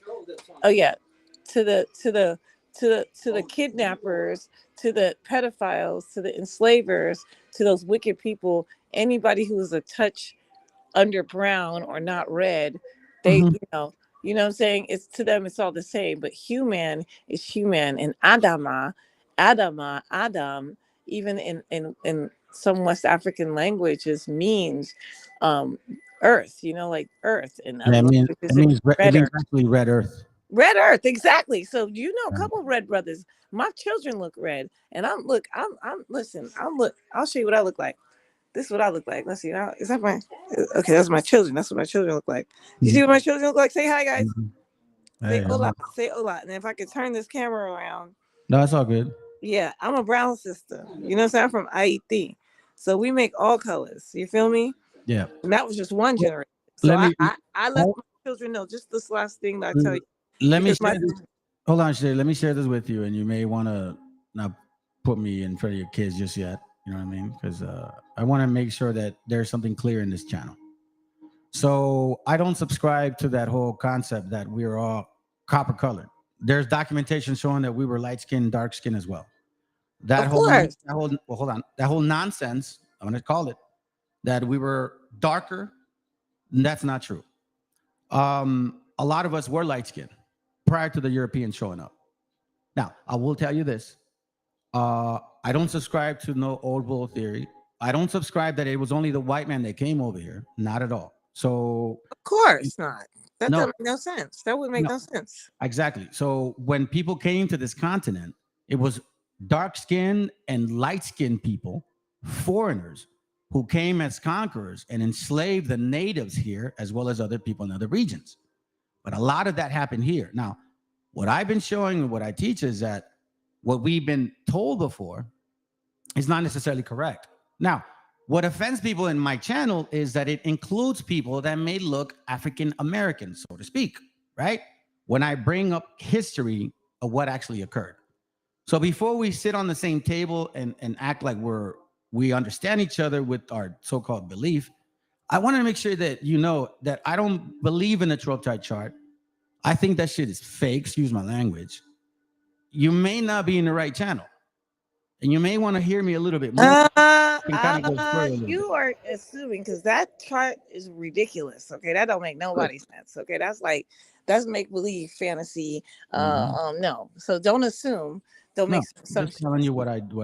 But I'm just saying, don't make an assumption, because again, I'm from the Caribbean island, and so Mhm. in the islands there were a vast number of people from the Levant, people from Africa, people from Asia. Now, ask which island you come from, then you could know basically the racial demographics. Now, this is post-slavery, yes. I mean, this is like in the slave trade, yes. So, but I'm not even talking about the migration prior to the expansion of the West. No, but I'm saying When do you? When do you? I'm just Let me ask you real quick. When do you? from the island, but let me just let you know I'm Haitian or I Haitian. got you. I got you. But my family is I got a from question for you. I got a Ethiopia. question. My I know, other hold on. family is from Syria.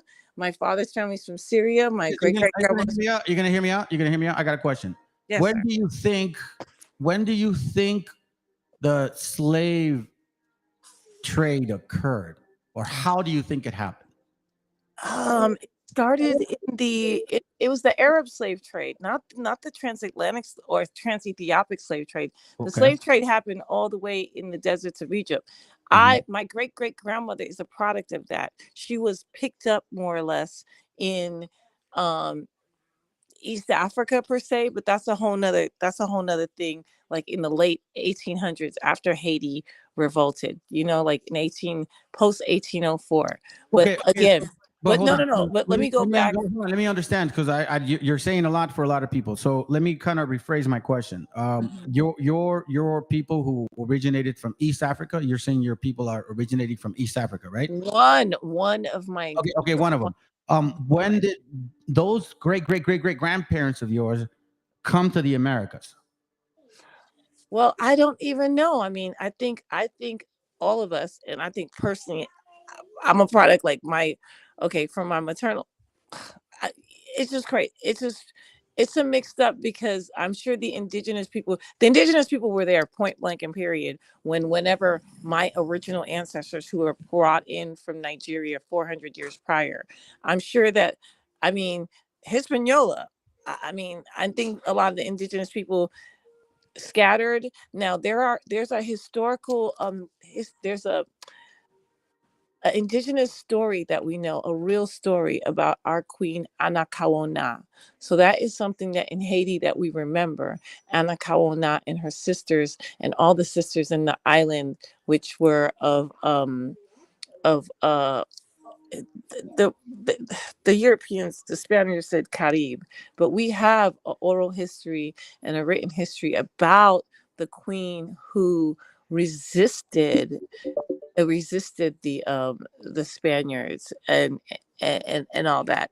So I think there had to be an amalgamation of like definitely Africans who escaped and got to other places, and they were with the indigenous people. But here's the thing: the Western Europeans and even their Moroccan sellouts, maybe they could distinguish who was Black and who wasn't. The Europeans, I don't think they could. Maybe the Moroccans who navigated their butts over to those areas, because you always got to sell out. There's always sellouts. But here's the deal. Can I just read to you this one thing real quick? And this is where I stand. I think there were different waves of migration from different parts of the country. I know there's Asian people who were here. There's a whole thing about Mansa Musu, who from Mali, who came out here, who came to the West. And supposedly the people of the Caribbean islands, according to the Garifuna, and that's not even their name, according to them, they are a product of the indigenous people in the Caribbean and the Malayan Mansa Musa who came, and they had this connection, and the boys would look a certain way, the girls would look a certain way, but they were really very distinct and real. They, according to the Garifuna history, that they are the native people that Columbus and all them ran up on were of indigenous and African descent. Not all of them, Okay, but they. so yeah, I'm gonna pause you there. That you said a lot, sis, and But no. can I read this last thing and then I'll be quiet? Hold on a second. You said a lot, and no, that's not true. They did not see nobody African looking, nothing like that. That is 100% a lie. And What is that's African hold on, let looking? me finish. Hold on, I'll let you speak for it. And this is why I typically don't allow usually sisters to jump on, because the way I communicate, I don't want to offend people. Some people, even men, get Oh, I offended. won't get because offended. I won't. well, and I'm not going to insult you in any way. What I'm saying is what you're believing is not correct. There was no such thing as so-called West African Americans or East African American looking or North African American looking people. No people with woolly hair. No people, nothing like that at all. He clearly. Ethiopians don't even have woolly hair. What are you talking about, bro? Okay, well, now we're talking about Ethiopians, or we're talking about West Africans? I'm just saying we cannot go on a phenotype and a hair type based off of Western culture. Hold on a second, but you're talking about people that were originally here, right? That's what you're saying. Original people. Have you not seen the Aboriginals in Australia? They are dark like midnight. Well, yeah, but that's Australia. That's not here. No, Aboriginal people are always dark. Abo people. This is exactly my point. So I can sense a brown, I can sense red, light skin. I can sense an approach that you sincerely believe that the people that were here look like black people, so-called black people. And I'm telling you, that's not true. No. I think the people that were here look like all kind of people. Not like West Africans or Africans. That's what I'm telling you. No, I think they looked. I think they had straight hair. Yes. And wavy hair, but they just had good tans. Yeah. But that doesn't mean that they were all dark skinned. I don't agree with that. Light skinned people. I've seen, a matter of fact, here, I'll show you this picture right here. This picture, like, for example, I don't know if you guys can see this picture. Yeah, I totally agree with you. Well, see, this is what I'm saying, though. See, that's paint. That's paint. And he's a light skinned brother, of course. He's a light skinned indigenous. This is a woman right here. Well, she's a light skinned indigenous. Okay, this is what I'm saying. So, you believe that this would be so-called somebody from East Africa? No, because the phenotype is not the same. Of course not. Okay, so then why would you assume that there was people here that look like people over there? This is what I'm trying to understand. I just think melanated people come in all shades and colors. And this is the problem. This is the error with your statement of melanin. Melanin. So you see, I'm telling you that people brown people here in the Americas, people were not just brown. We were light skinned too. Well, of course, because have you never heard of a thing called Villagro? Have you never heard of albinos? There's albinos in all cultures. There you go. You see, this is what I'm talking about. Now you're saying because we're light skinned, now we're albinos. No, I didn't say you're albino. I'm just saying sometimes albinos would get let me tell you something. But this is why I really need you to hold on a second. I need you to hold on a second. I need you to hold on. Because I don't want this to get any further. Then we're going to go back and forth. And now I'm going against what I believe in. Okay. So we're going to cut this conversation pretty short. I just want to say this to you.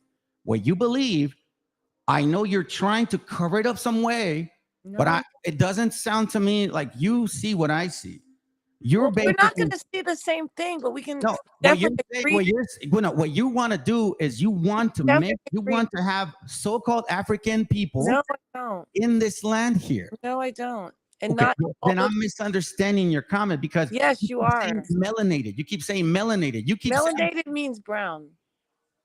Yeah, but that also does that exclude, like, for example, I have my daughters who are dark skinned and my son who's literally light skinned, like this lady right here. Hold on, like this lady right here. He's not melanated. Are you saying he's not white? She's light brown. She's brown. She's melanated. She has the skin tone of my son. He's not brown. He's really light skinned. Okay, but did you see my sons? They're light skinned, and I'm brown. Yes, which is my point. People of certain regions don't necessarily have these options. Okay, can I tell you? It's true. Hold on. You did mention albino, but this is not albinoism here. When I have a child, hold on a second. When I have a child and he's light skinned, it's not albino. No, he's just a light skinned baby. Yeah, but you said that. I didn't. No, I was trying to say that in all cultures, there is albinoism. And sometimes with people with albinoism, they marry the people of whatever the skin tone is, and the child will come, or the children will come out looking different hues. Sometimes they come out brown, sometimes they'll come out light, sometimes they'll come out. I'm just saying albinoism is still, listen, there's human, H-U-E. I believe in that, all colors, that we've come out in different based off of the region, the food. Let me ask you a question, sis. I Can think I this helps just read us this out. real quick, and then after that we can ask? Can I just read Cool. this real quick? Okay, it's Mhm. from that book I was saying, The Wonderful Ethiopians of the Ancient Kushite Empire. Just real quick, just okay. Um. Okay. In Africa, the Ethiopians, the Egyptians, the Libyans, the Canaanites, the Phoenicians were all descendants of Ham. They were black or dark colored race and the pioneers of our civilization. They were emphatically the monument builders of the plains of Shinar. Now that's in China, right? And the valley of the Nile from Meroe to Memphis. In southern Arabia, they erected wonderful edifices. They were responsible for the monuments that dot southern Siberia in the America, along the valley of Mississippi down to Mexico. And in Peru, their images and monuments stand as voiceless witnesses. This is the ancient Kushite kingdom of Ethiopia that covered 3 worlds. Some of our latter books, recognizing their indisputable influences in primitive culture, speak of them as a brunette brown race representing a mysterious Henolytic culture. When So was that? this is When was this that book written? page 20. That book was written. This book was written originally published in 1926. Okay. And her name is Drusilla Dungy Houston. Well, if you believe in the Bible, you would know that she's speaking of the lineage of Cush through Nimrod. Yeah, but the point is, hold on, because Babylon—that's where Babylon was. That's fine. That's totally agreeable. Yeah, I don't mind. That's true. Did you hear everybody she named? Ethiopians, Egyptians, Libyans, Phoenicians, Canaanites. You know what I'm saying? Again, we've traveled. We all traveled. There's one book that I need you to read. It's called Apocalypse, I believe, and it talks about that at that time there was 2 Egypts, 2 Ethiopias, East Ethiopia and West Ethiopia. Exactly. Right. So what does that mean? Well, this is why. You know what? Maybe you can help me, because that's the mystery. Why was it called the Ethiopic Ocean? You know what I'm saying? Before it was called that transatlantic. What does that word mean, though? What does it mean? Yeah, it means burnt face. Right, dark-skinned people. Right. That means burnt face from the Greek. It means burnt face. It means dark-skinned people. Dark-skinned people, yeah. Dark-skinned people. It doesn't give a phenotype. It just means dark-skinned people. That's right? it. Exactly. Right. Exactly. Ethiopians have straight hair. And see, here's the thing. So let me bring you to this question then. How come the Ethiopians? Because I think that Ethiopia, East Africa has a lot of connection with Israel. I don't mind that. Of course. However, but the question is this: why do they look so different than all the other, let's say, Central, South, and below? Unless there's white blood in certain people, why do they look so different than the rest? I think it's because of the they kept traveling a certain area. But you know what? My husband is the expert on this one. He really is expert on the Southern Arabia. And again, this certain type of family kept traveling. And the way that you knew they were connected is actually through their architecture. But also, do you want to talk to the brother just real quick? I can't even. I don't know. He's asking me, why do they look the same? Okay, but here's the thing, bro. I don't know, but I know, again, based off of my recessive genes, that's why all my children, people be like, is that your kid? I'll be like, yeah, that's my child. They look indigenous. The other one looks Italian. One looks very Vato. Like he looked like Zapata straight up, especially when I wake up early in the morning. But none of them at all look like. So I think, again, it's just that sometimes can the Ethiopian change his spots? I think that's a double riddle. Like, yeah, we can actually. We can. It's actually deeper than that. Change the skin. I'm gonna do a class on that actually. But hey, sis, do you have anything else to share so I can continue with this video? Well, maybe my husband got one last thing so he can finish up. Babe, please finish, because he's so phenomenal and he knows a lot of stuff. Baby, sweetie pie, be careful. Alonso, here, let me bring it to him. He's eating and he's doing the machismo thing right now. Go ahead. I mean, what was the topic of the video? I mean, of what is this conversation about? His whole thing is not everybody. He says that because a lot of people want to say, oh, this is African people were here in Americas. And he wants to say that people brown will come in different colors and they weren't always dark or black or this and that. And again, I'm sorry. Let him say. I'm sorry. Well, I mean the paintings in the murals or paintings in the all throughout some of these old pyramid structures and stuff like that.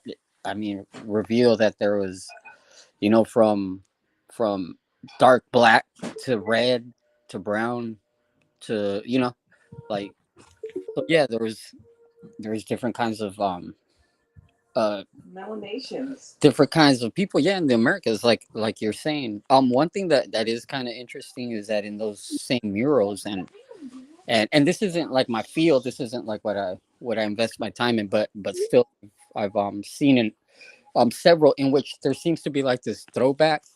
So like, for instance, you'll have a chief, or, you know, that may not be the proper term, but you have like somewhat of the indication of a leader, and then like in, I don't even want to say Mayan art and stuff like that, because it could belong to like a separate you know, group or stuff like that. But let's say, to generalize, let's say in some of the Mayan art, it's interesting that like the representation of a leader at times will reveal that he's in fact wearing like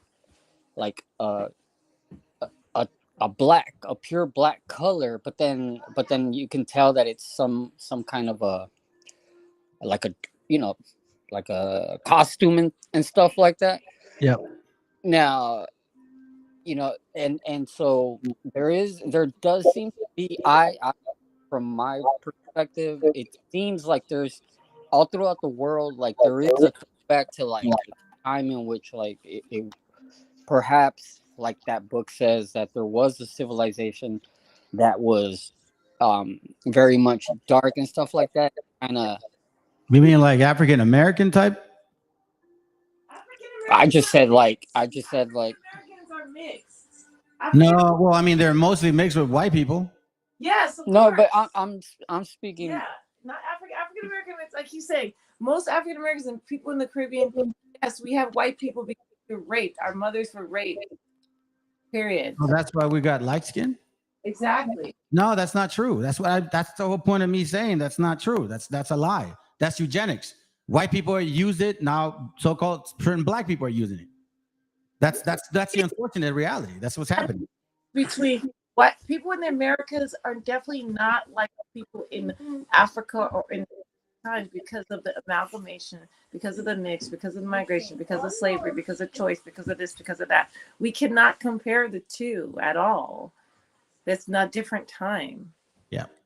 Well, let me share this with you guys then, because before you go, I'll read this to you in case you mentioned Maya or Mayan. I have this book called The Mayan Conquistador, right? And this is where things get a little more blurry. It says here on page, I believe, 160, it says here, we wish to recount something in your ear, you, O ruler, so that you may take necessary means. Here then we speak, this is truly a great need here in the province of Yucatan for Franciscan Padres, Saint Franco Padre Sob, for us, so that they might tell us the word of Dios, which is the Christian doctrine, as it is called. And so that they might say mass for us to watch, and so that they might preach us the language of hear the words of our Creator, which is the gospel, as the Spaniards call it. Because it is truly necessary that they come into our district, for it happened that since the arrival of the bishop, whom you sent, named Francisco Toral, he brought and distributed black padres. They are falsely named clergymen, okay? So this is what I mean by things get blurry here. So now that's page 160. Let me bring you to page 61 or 63, sorry.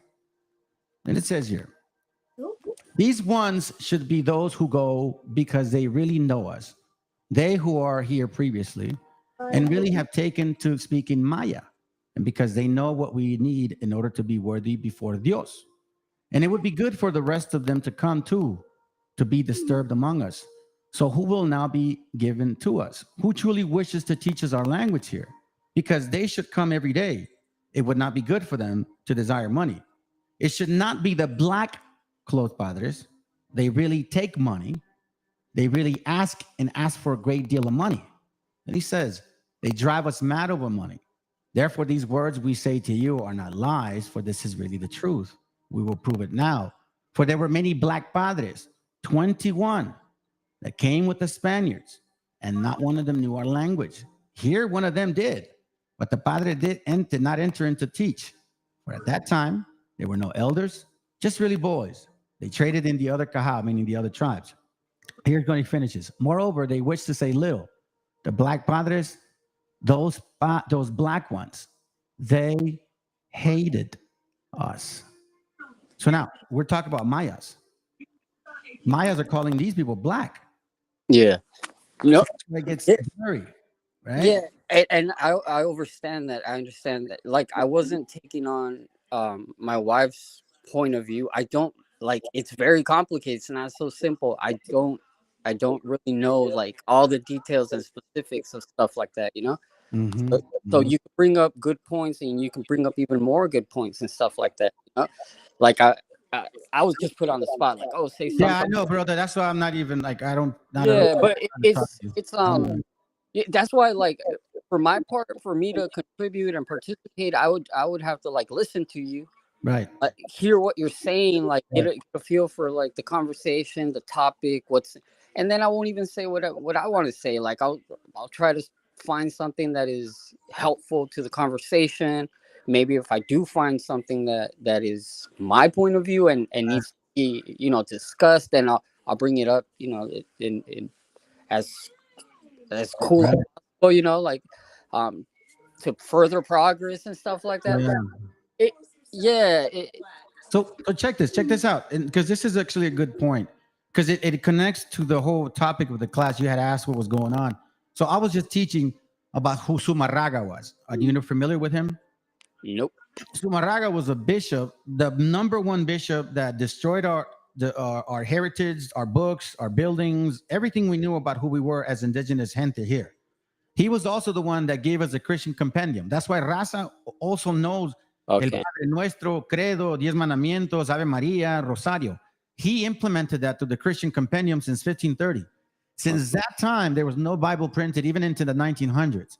He was also the one that brought the Virgen Maria to our concept. There was no such thing as Juan Diego. That shit is a lie. He just created it because they wanted to increase the belief in the Immaculate Conception. That's really the whole concept. So here, I was going to bring this book out of how he also got help. Look, this is from page 163, 61, and then unless you got something else to say, I'll just let you go because I'm going to continue and I'm almost finished. Check this out. Now, two are these clergymen seen. Their doctrine has the meaning as that of the Franciscan Padre. Yet we are not insulting them. They do not love us, nor are we in their hearts. Furthermore, we are not accustomed to being among them. We have spoken to them only a few times to see this or to say that. Neither do they know our language here. Remember the Maya, Nahuatl, nor do we know the Castilian language. So this is dark-skinned people who speak Spanish, not just white. Nor do they really devote themselves to us, although we need them. Thus we engage them in vain. So now we are acquiring an outstanding way. So now we are inquiring and understanding of the ways of the Black Fathers. So here we see clearly that there were some padres helping these bishops, push a particular type of understanding, particular type of religion. And this is why in my channel, I don't know if you can see the screen, but I put it clearly. This is not a BHI channel. This is not excuse you kids, dumbass 12-chart camp. This is not a Hispanic only channel. This is not a Christmas Christian channel for sure. In this channel, we teach that the so-called Negroes or gringos together, whichever you consider those Negroes to be, came as conquistadors along with Arab Moors, white, black Moors, because they were fake Jews, black and white, and I proved it. Khazar are Sephardic as well, and other nations who work together to destroy our indigenous heritage. That's what I do. Yeah, when it comes to man's economic interest and property interest, people of different backgrounds will unite in order to achieve their objective. And so there's good people among all people, and there's very bad people among all people. So yeah, I mean, I'll listen to the show. I mean, just a side note, Spain had just ran, the, what do you call them, the Islam, for lack of a better term, out of Spain, you know, like, which was an Islam that was very, very much dark themselves, you know, coming from Northern Africa and stuff like that. Yeah, so it's very possible that, like you're saying, yeah. 98.7%. I agree mostly. I do. I agree with him completely. I do. Well, the one thing I just want to make clear is that I'm not excluding or including anybody. I'm just bringing facts to what I find. And some people do fit the script as to them being or them not being. I just find it kind of funny that a certain tribe, because I believe that people are tribes. I don't think just because we all look the same, we're the same people. We're very tribe-like. And I think certain tribes are acting a certain way. And that identifies certain people. Do I believe all Africans are not Hebrews? No, not at all. Like I say, not all indigenous are Hebrews too, right? I know that. Not all so-called white folks that you see are not also not Hebrews. Maybe a sprinkle of them. I don't know. They'll determine that. At the end of the day, none of us can 100% say it. Like I can't sit here and say, oh, I know I'm not. I still repent and I still hope that I'm right. Because nobody can guarantee it. You get what I mean? Yeah, that's what I do. Yeah, that's where I stand as well. You know, everyone's an individual, and we're all different, no matter how we look, and you know, we'll reveal, you know, what we are as we. So yeah. I mean, I stand on the same. Cool. Same ground. Yeah, you can go ahead and pause, you know, like mute us or put us out. You guys, I'm just gonna play it. You guys can go ahead and stick around if you want, or you can sit back and watch. Cool. Yeah. All right. Gracias. Yes, Simón, claro, cuídate. All right, bro. Good stuff because of Africa. When you look at the artifacts, the diamonds, the crown. So right now, let's go back to the point. Again, the brother Jose Vega or somebody within his group posted this video, and I like it. Look what this guy says. Again, he brings back the whole copper color concept. I think he pushes the 12-type chart. I don't know to what extent. But then he's sacrificing his spirit over Africa, and I'm like, but you're not African. If you're a Hebrew, then you shouldn't even be in that land anyways in the first place, right? So now, and then at the same breath, as he goes further, he says, well, you know, the original people were copper color like me. What does that do? That goes wobble on us. Straight Native American original, supposedly somebody like the gentleman here to the left. Let's continue. It's good in this little place called Babylon, bro. This little place called America is because of Africa. Just like everybody in the world got their little lights on and all that good stuff because of Africa. When you look at the artifacts, the diamonds, the crowns, all the resources that been stole that Britain still hold, that come on, bro. They got everybody got they have stole millions of things from Africa, not America. That's why I just find you now. Look, and then here's another point: you can't even denote and try to make a differentiation of Native Americans because Native Americans was referenced to as copper-colored people, so they look just like me, my guy. So it don't matter whether you was Africa or you was here; they look like me. They go back to where I'm from. Stop. You see what I mean? How is it now? So see what I'm saying, family? I told you guys 2 years ago it was going to turn into this route. I said it. BHI is going to start flipping the script and turning wobble because when you go into the whole doctrine that it was only certain people that look a certain way and you look at the actual Bible and you go to Deuteronomy 28, then you really see a lot of discrepancies. And I put this to the test to any camp, BHI, ISUPK. I know they don't typically wouldn't even bother me, but hey, you guys are welcome too. You're little guys.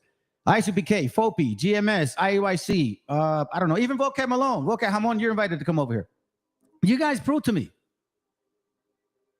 And we'll stay in Deuteronomy 28. I won't get out of there. And I will show you how flawed your doctrine is. Why? Because when you look at it for what it is, well, you base this faith off the history that the so-called white man, I'll leave it at that for now, gave us. That they came, they civilized, they whitened us, they made it all good. But now these so-called, right, black Hebrew Israelites, now they're saying that we look like them. Or no, not even that. You're not even this anymore. Damn, family, I just had deja vu. You know what that means? That means I said this before, I saw this. I literally saw myself saying this. Oh my God, this is nuts. Anyways, let's go. This little shit you do with new cars and Teslas and all this branium you see being used, you wouldn't have it, bro. Which means your technology will be froze. Everything that you get and you live good in this place called Babylon, bro, this little place called America, is because of Africa. Just like everybody in the world got their little lights on and all that good stuff because of Africa. When you look at the artifacts, the diamonds, the crowns, all the resources that been stole that Britain still hold, that come on, bro. They got everybody got they have stole millions of things from Africa, not America. That's why I just find you now. Look, and then here's another point. You can't even denote and try to make a differentiation of Native Americans because Native Americans was referenced to as colored people. So they look just like me, my guy. So it don't matter whether you was Africa or you was here. They look like me. They go back to where I'm from. Stop playing. All right. That's a good way to close out. That whole doctrine is where that comes from. This book right here, by the way, I actually had it. I didn't even know that. So, I don't know. I guess it costs kind of pricey. But anyways, I looked through this book, right? And I took some pictures of it as well. And all it is just referencing a bunch of, statues of a variety of features, not just a certain way. And by the way, that guy was debunked. Now, again, here we see this man says, hey, you know what? At the end of the day, they look like me. So people like you or me, we weren't here before. Oh, yeah, that's right. There you go. There. Chihuahua, brother. Like, for real, dude? Like, for real? For real? For real, right? Anyways, so with all that being said, man, yeah, homie, straight Chihuahua, hold on. Hey, that's what I say to him. Hey, anyways, other than that, man, that's all I have. I was gonna play a video, but you know what? It's 15 minutes till. So what I'm gonna do is I'm gonna end it now, play some music, and I'm gonna end it at 11. All right. So y'all stick around. You want to listen in? Appreciate you for the support. VTC. Oh, you know what, VTC, man, check it out, bro. I like that video you placed. Matter of fact, I'm gonna play it one more time, man. That I love it. I think it's wonderful. It really resonates with our spirit. Because, listen, I love the fact that, well, I'll rephrase that. I don't like that my son is sick. But the fact that my son's autism, because of what he has gone through in his life, it has allowed me to raise wonderful children. Children that appreciate and that have grown and have more compassion. Because they've seen my change, my growth. I was a bottom barrel alcoholic. I told y'all that. They've understood what it means to gain wisdom through the scriptures. They saw me from the beginning to now, always in the Bible, and they saw the falls and the slips and my anger coming out sometimes. But they saw that I was becoming a better man, a better father, a better husband, right? A better provider. More understanding with more wisdom. That made my children believe because of the way I conducted myself. They saw the change. I didn't force that on them. I said, this is who you are. This is who I am. We have standards. I'm going to do my best to be a better man. I apologize for what I did to you. This, and this. And ever since then, I see my family grow. It's not always good, but this is the discerning. This is why I love what this old elder brother said. A true warrior is not somebody that can go out there and whoop somebody's ass. Because I used to be that. I enjoyed street fighting. I had a lot of those. Never gangbang, but I could throw down. And I transferred that spirit of anger and fight to a spirit to fight for my gente, to bring y'all some knowledge and information, and not make merchandise of people. That's not the way it works. Your salvation shouldn't cost you a damn thing. Repentance shouldn't be charged. If anything, people should show you how to do the process of repentance, because a lot of us don't know. I've done classes on that. Anyways, let's go. Good night. We come from all over this world. We live here together, and we should be proud because our ancestors saw these days. They said that one day people will walk around and the land will be covered with black ribbon and spider webs will be everywhere. And people will talk to rocks. Sound crazy? But look around, those black highways, ribbon. What about those telephone lines and those electric wires like spider webs all over the land? And what do you have in your hand, some of you? What do you have in your pocket? That little black thing, that little thing that you talk to? Long ago, we had never seen a telephone. Now we saw those in a dream. Now look, would that look like a rock to you? We had never seen them before, but our dreams did. Believe in your dreams and believe in yourself. We do things for each other and help in a good way. Just like that turtle. That turtle carries us home wherever he goes. That turtle is powerful, like our lodges. Be like those birds and carry the respect and love of the land. Love and respect other people, of those who gone before you, those warriors. And warriors are not just men who conquer and defeat. Warriors are men and women and children who do good things like Boy Scouts and Girl Scouts. They help the community. That's what makes you a warrior. It's not how you hurt someone. It's how you help someone. That's what a warrior does.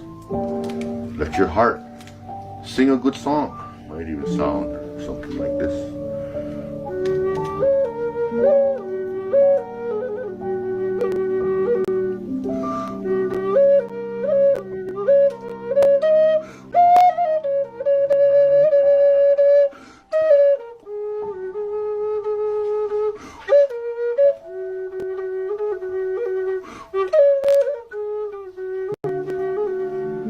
Someday your grandchildren are going to want to hear these stories. So do the very best that you can. Wherever you go, everything you say and everything you do, you're teaching somebody something. Do you teach bad or you teach good? It's up to you. Be the best warrior you can be. Hope. Black people found themselves in a country that once wronged them by holding them as slaves. And they believe in their heads, if they can hold me slave, anything they do thereafter must be based on my skin color. No country would have bought people from within that country. Europeans bought each other as slaves. Is that not true? Now, Norwegians. That's true. The Latvians. Same with the Vikings. That's correct. And where are they today? Yeah, the whole of Northern Europe. And you know what, Zanu? It makes me think about after slavery happened, there was a group of black people, black men, who bought land and owned slaves, and they actually were so horrible. Well, that is not a fake story. In fact, some very historian told the same story. Thomas Howell knows, because that is his field. And he said almost 3,116 black people bought other black people after slavery. Now, their treatment was so horrible, a white slave owner had to come and say, Jim, calm down. Calm down.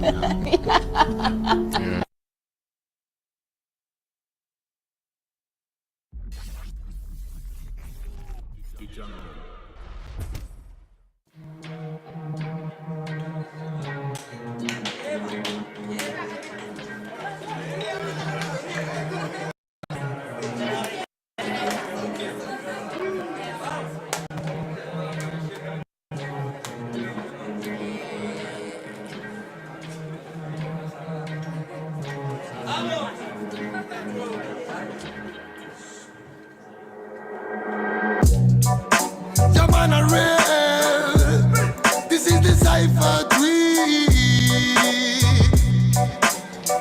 Ahora Babylon real. En esta ocasión traigo a los gangsters más gangsters de la zona. Y vengo con la familia gang. ¿Cómo dice? Llaman a real.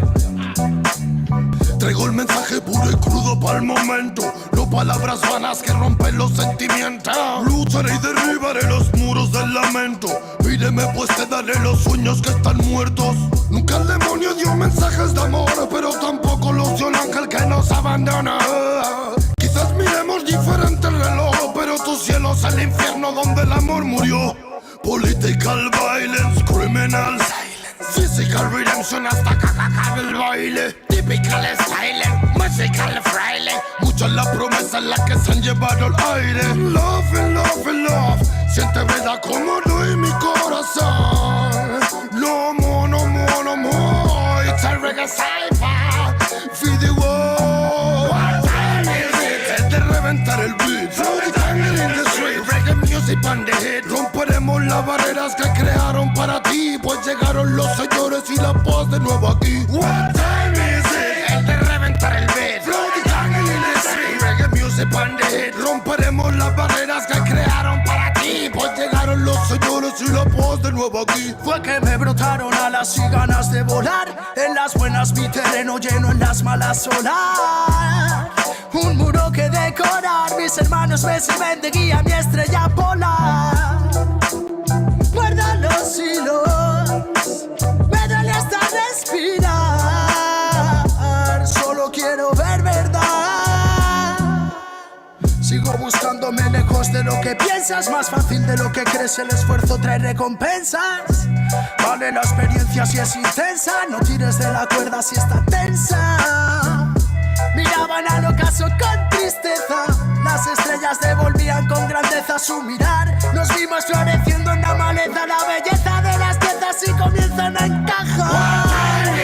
Es de reventar el beat. Flow the jungle in the street, reggae music on the hit. Romperemos las barreras que crearon para ti, pues llegaron los señores y la paz de nuevo aquí. What time is it? Es de reventar el beat. Flow the jungle in the street, reggae music on the hit. Romperemos las barreras que crearon para ti, pues llegaron los señores y la paz de nuevo aquí. 51, 52, con un micro de bambú, más vueltas que passepartout. Me siento en la old school. It's magnetic kung fu, it's a reggae magnatur. Por las almas sonrientes que acompañan a Zazú. En bambalinas y balú, son rimas de menú, no salidas de Benur, pero calidad y del sur. Homie, always lonely, but I feeling like a gangsta. 52, 53, a mí sí me ves venir, por eso me llaman King, ese fue mi devenir. De marchar o seguir, nunca tuve que elegir, la music me eligió a mí, no tengo nada más que decir. Saifa, Puniga, Loba, Grimble, Fire, Killaman, Smoker, Chusta, feel like a Rasta, Child Metal, Kimanes, original a reggae Saifa again. Interna en la villa del pingüino, de los Kalin en la antena y los que se encuentran dormidos zarandean tus emociones cual barril de vino, cosas feas quizás en tus ideas, pero aquí no, yo no atino, disparo sin mirar a todo aquel vampiro que el diente quiera hincarme, bro. Si lo digo, no es para pensar, sino para aclarar lo que de siempre estás pensando.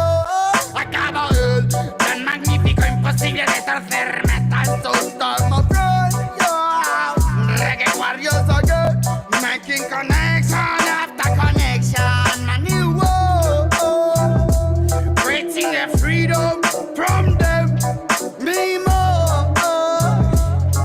Many boy represent this game. What time is it? Es de reventar el beat. Flow the jungle in the street, reggae music on the hit. Romperemos las barreras que crearon para ti, pues llegaron los señores y la paz de nuevo aquí. What time is it? Es de reventar el beat. Flow the jungle in the street, reggae music on the hit. Romperemos las barreras que crearon para ti, pues llegaron los señores y no hace falta presentación si existe nivel. Sobreviviendo en Babilonia escribí al papel mis problemas cuando al final pude entender que para ser feliz solo tienes que querer. Y solamente hay una vida y es para vivir. Busca siempre una alternativa para seguir. No dejes nunca que te digan que no es así. Y prende un poco de sativa para estar chill.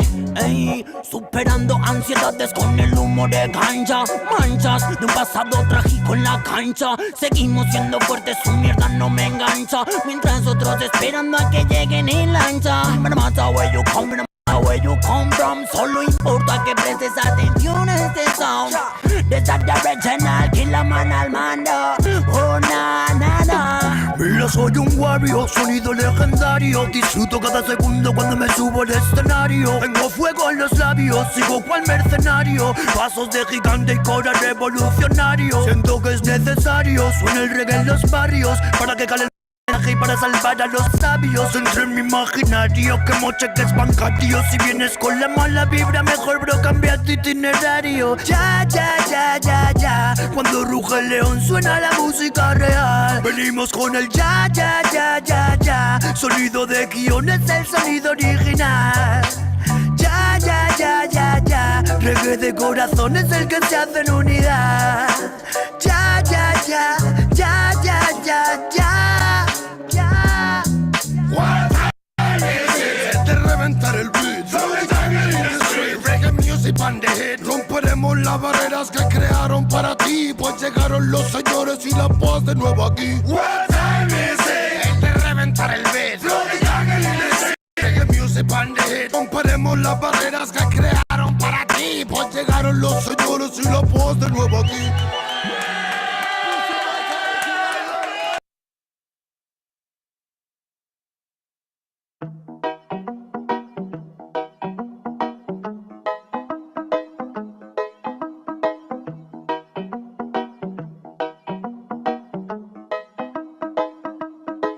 Quiero pensar,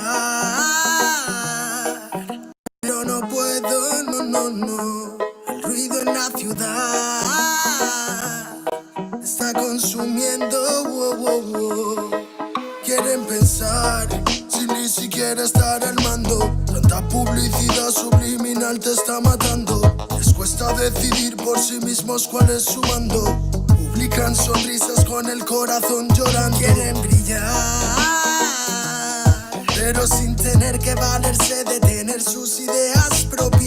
Veo a todos igual, solo son la réplica de la imitación de una triste copia. Obedece, la vida es un suspiro y envejeces. Te dejas distraer por estupideces y pierdes el eje. Te duele por dentro, entonces te creces, pero aceptas mucho menos de lo que mereces. ¿Y quién te ha dicho a ti que no puedes pensar sobre lo que le di, sobre cómo actuar? Lucha por ser feliz sin a nadie dañar y solo así podrás brillar. ¿Y quién te ha dicho a ti que no puedes pensar sobre lo que le di, sobre cómo actuar? Lucha por ser feliz sin a nadie dañar y solo así podrás brillar. Conserva tu juicio y tu intuición, más activos que el que lucha por lo suyo y no se rinde. Yo ya sé bien cuál es mi misión, y es contarte que el mal por su propio pie pronto se extingue. No caigas bajo su control, pues por la televisión es normal que mal lo pinten. Tú mantente firme en conexión con la fuente de creación, vivirás siempre de fin de. Dios abre los ojos, dime lo que ves. A tus propios hijos matándose por billetes. Niños mueren cada 2 por 3. Pa' unos es bendición, con otros por su causa pequen. Y yo que intento ser un ser crístico, voy bendiciendo hasta los diablos. Piensan que es cierto el mensaje típico. Dicen que invento lo del engaño. Y mientras lucho contra mis errores, demonios escucho, me ofrecen soluciones. Pero sé que hay un ángel que quiere que mejore. Me dice haz un trabajo interno antes de que lo ignores. Antes que otra vez llores y se llenen los mares de pena y de dolores, ya que en mi mente no caben. La paz no va en un sobre, somos algo importante. Nunca te revelaste y por eso no lo sabes. ¿Y quién te ha dicho a ti que no puedes pensar sobre lo que le di, sobre cómo actuar? Lucha por ser feliz sin a nadie dañar y solo así podrás brillar. ¿Y quién te ha dicho a ti que no puedes pensar sobre lo que le di, sobre cómo actuar? Lucha por ser feliz sin a nadie dañar y solo así podrás brillar. Me desperté tan cansado, me sentía mal herido de todo lo que he pasado. No me quita lo aprendido, por dentro me he perdonado, pero casi no me olvido. Oh. Me desperté tan cansado, me sentía mal herido de todo lo que he pasado. No me quita lo aprendido, por dentro me he perdonado, pero casi no me olvido, no, no. Todos repiten lo que dice el referente, discurso discursos vacíos lejos de ser coherentes. De lo que no sabes será mejor que no inventes. Que investigues y no te dejes lavar la mente. ¿Y quién te ha dicho a ti que no puedes pensar sobre lo que le di, sobre cómo actuar? Lucha por ser feliz sin a nadie dañar y solo así podrás brillar. ¿Y quién te ha dicho a ti que no puedes pensar sobre lo que le di, sobre cómo actuar? Lucha por ser feliz sin a nadie dañar y solo así podrás brillar. Quiero pensar, pero no puedo, no. El ruido en la ciudad está consumiendo,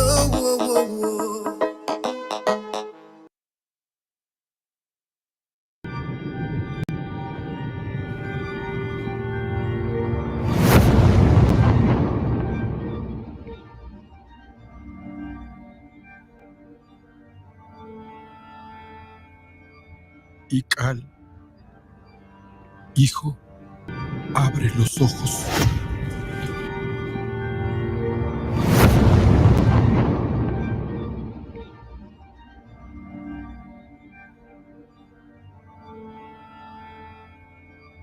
Ical, hijo, abre los ojos.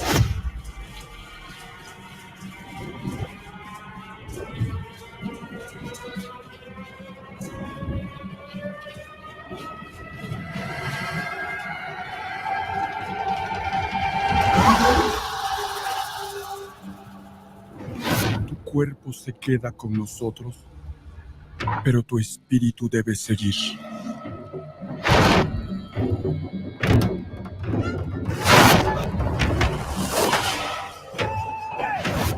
Busca la luz. Aléjate de las sombras. Deja que nuestro dolor sea tu fuerza. Desde aquí iluminamos tu camino.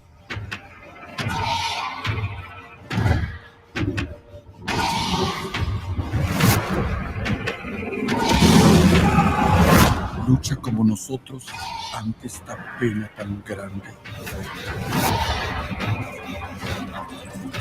Yo soy tú. Tú eres yo.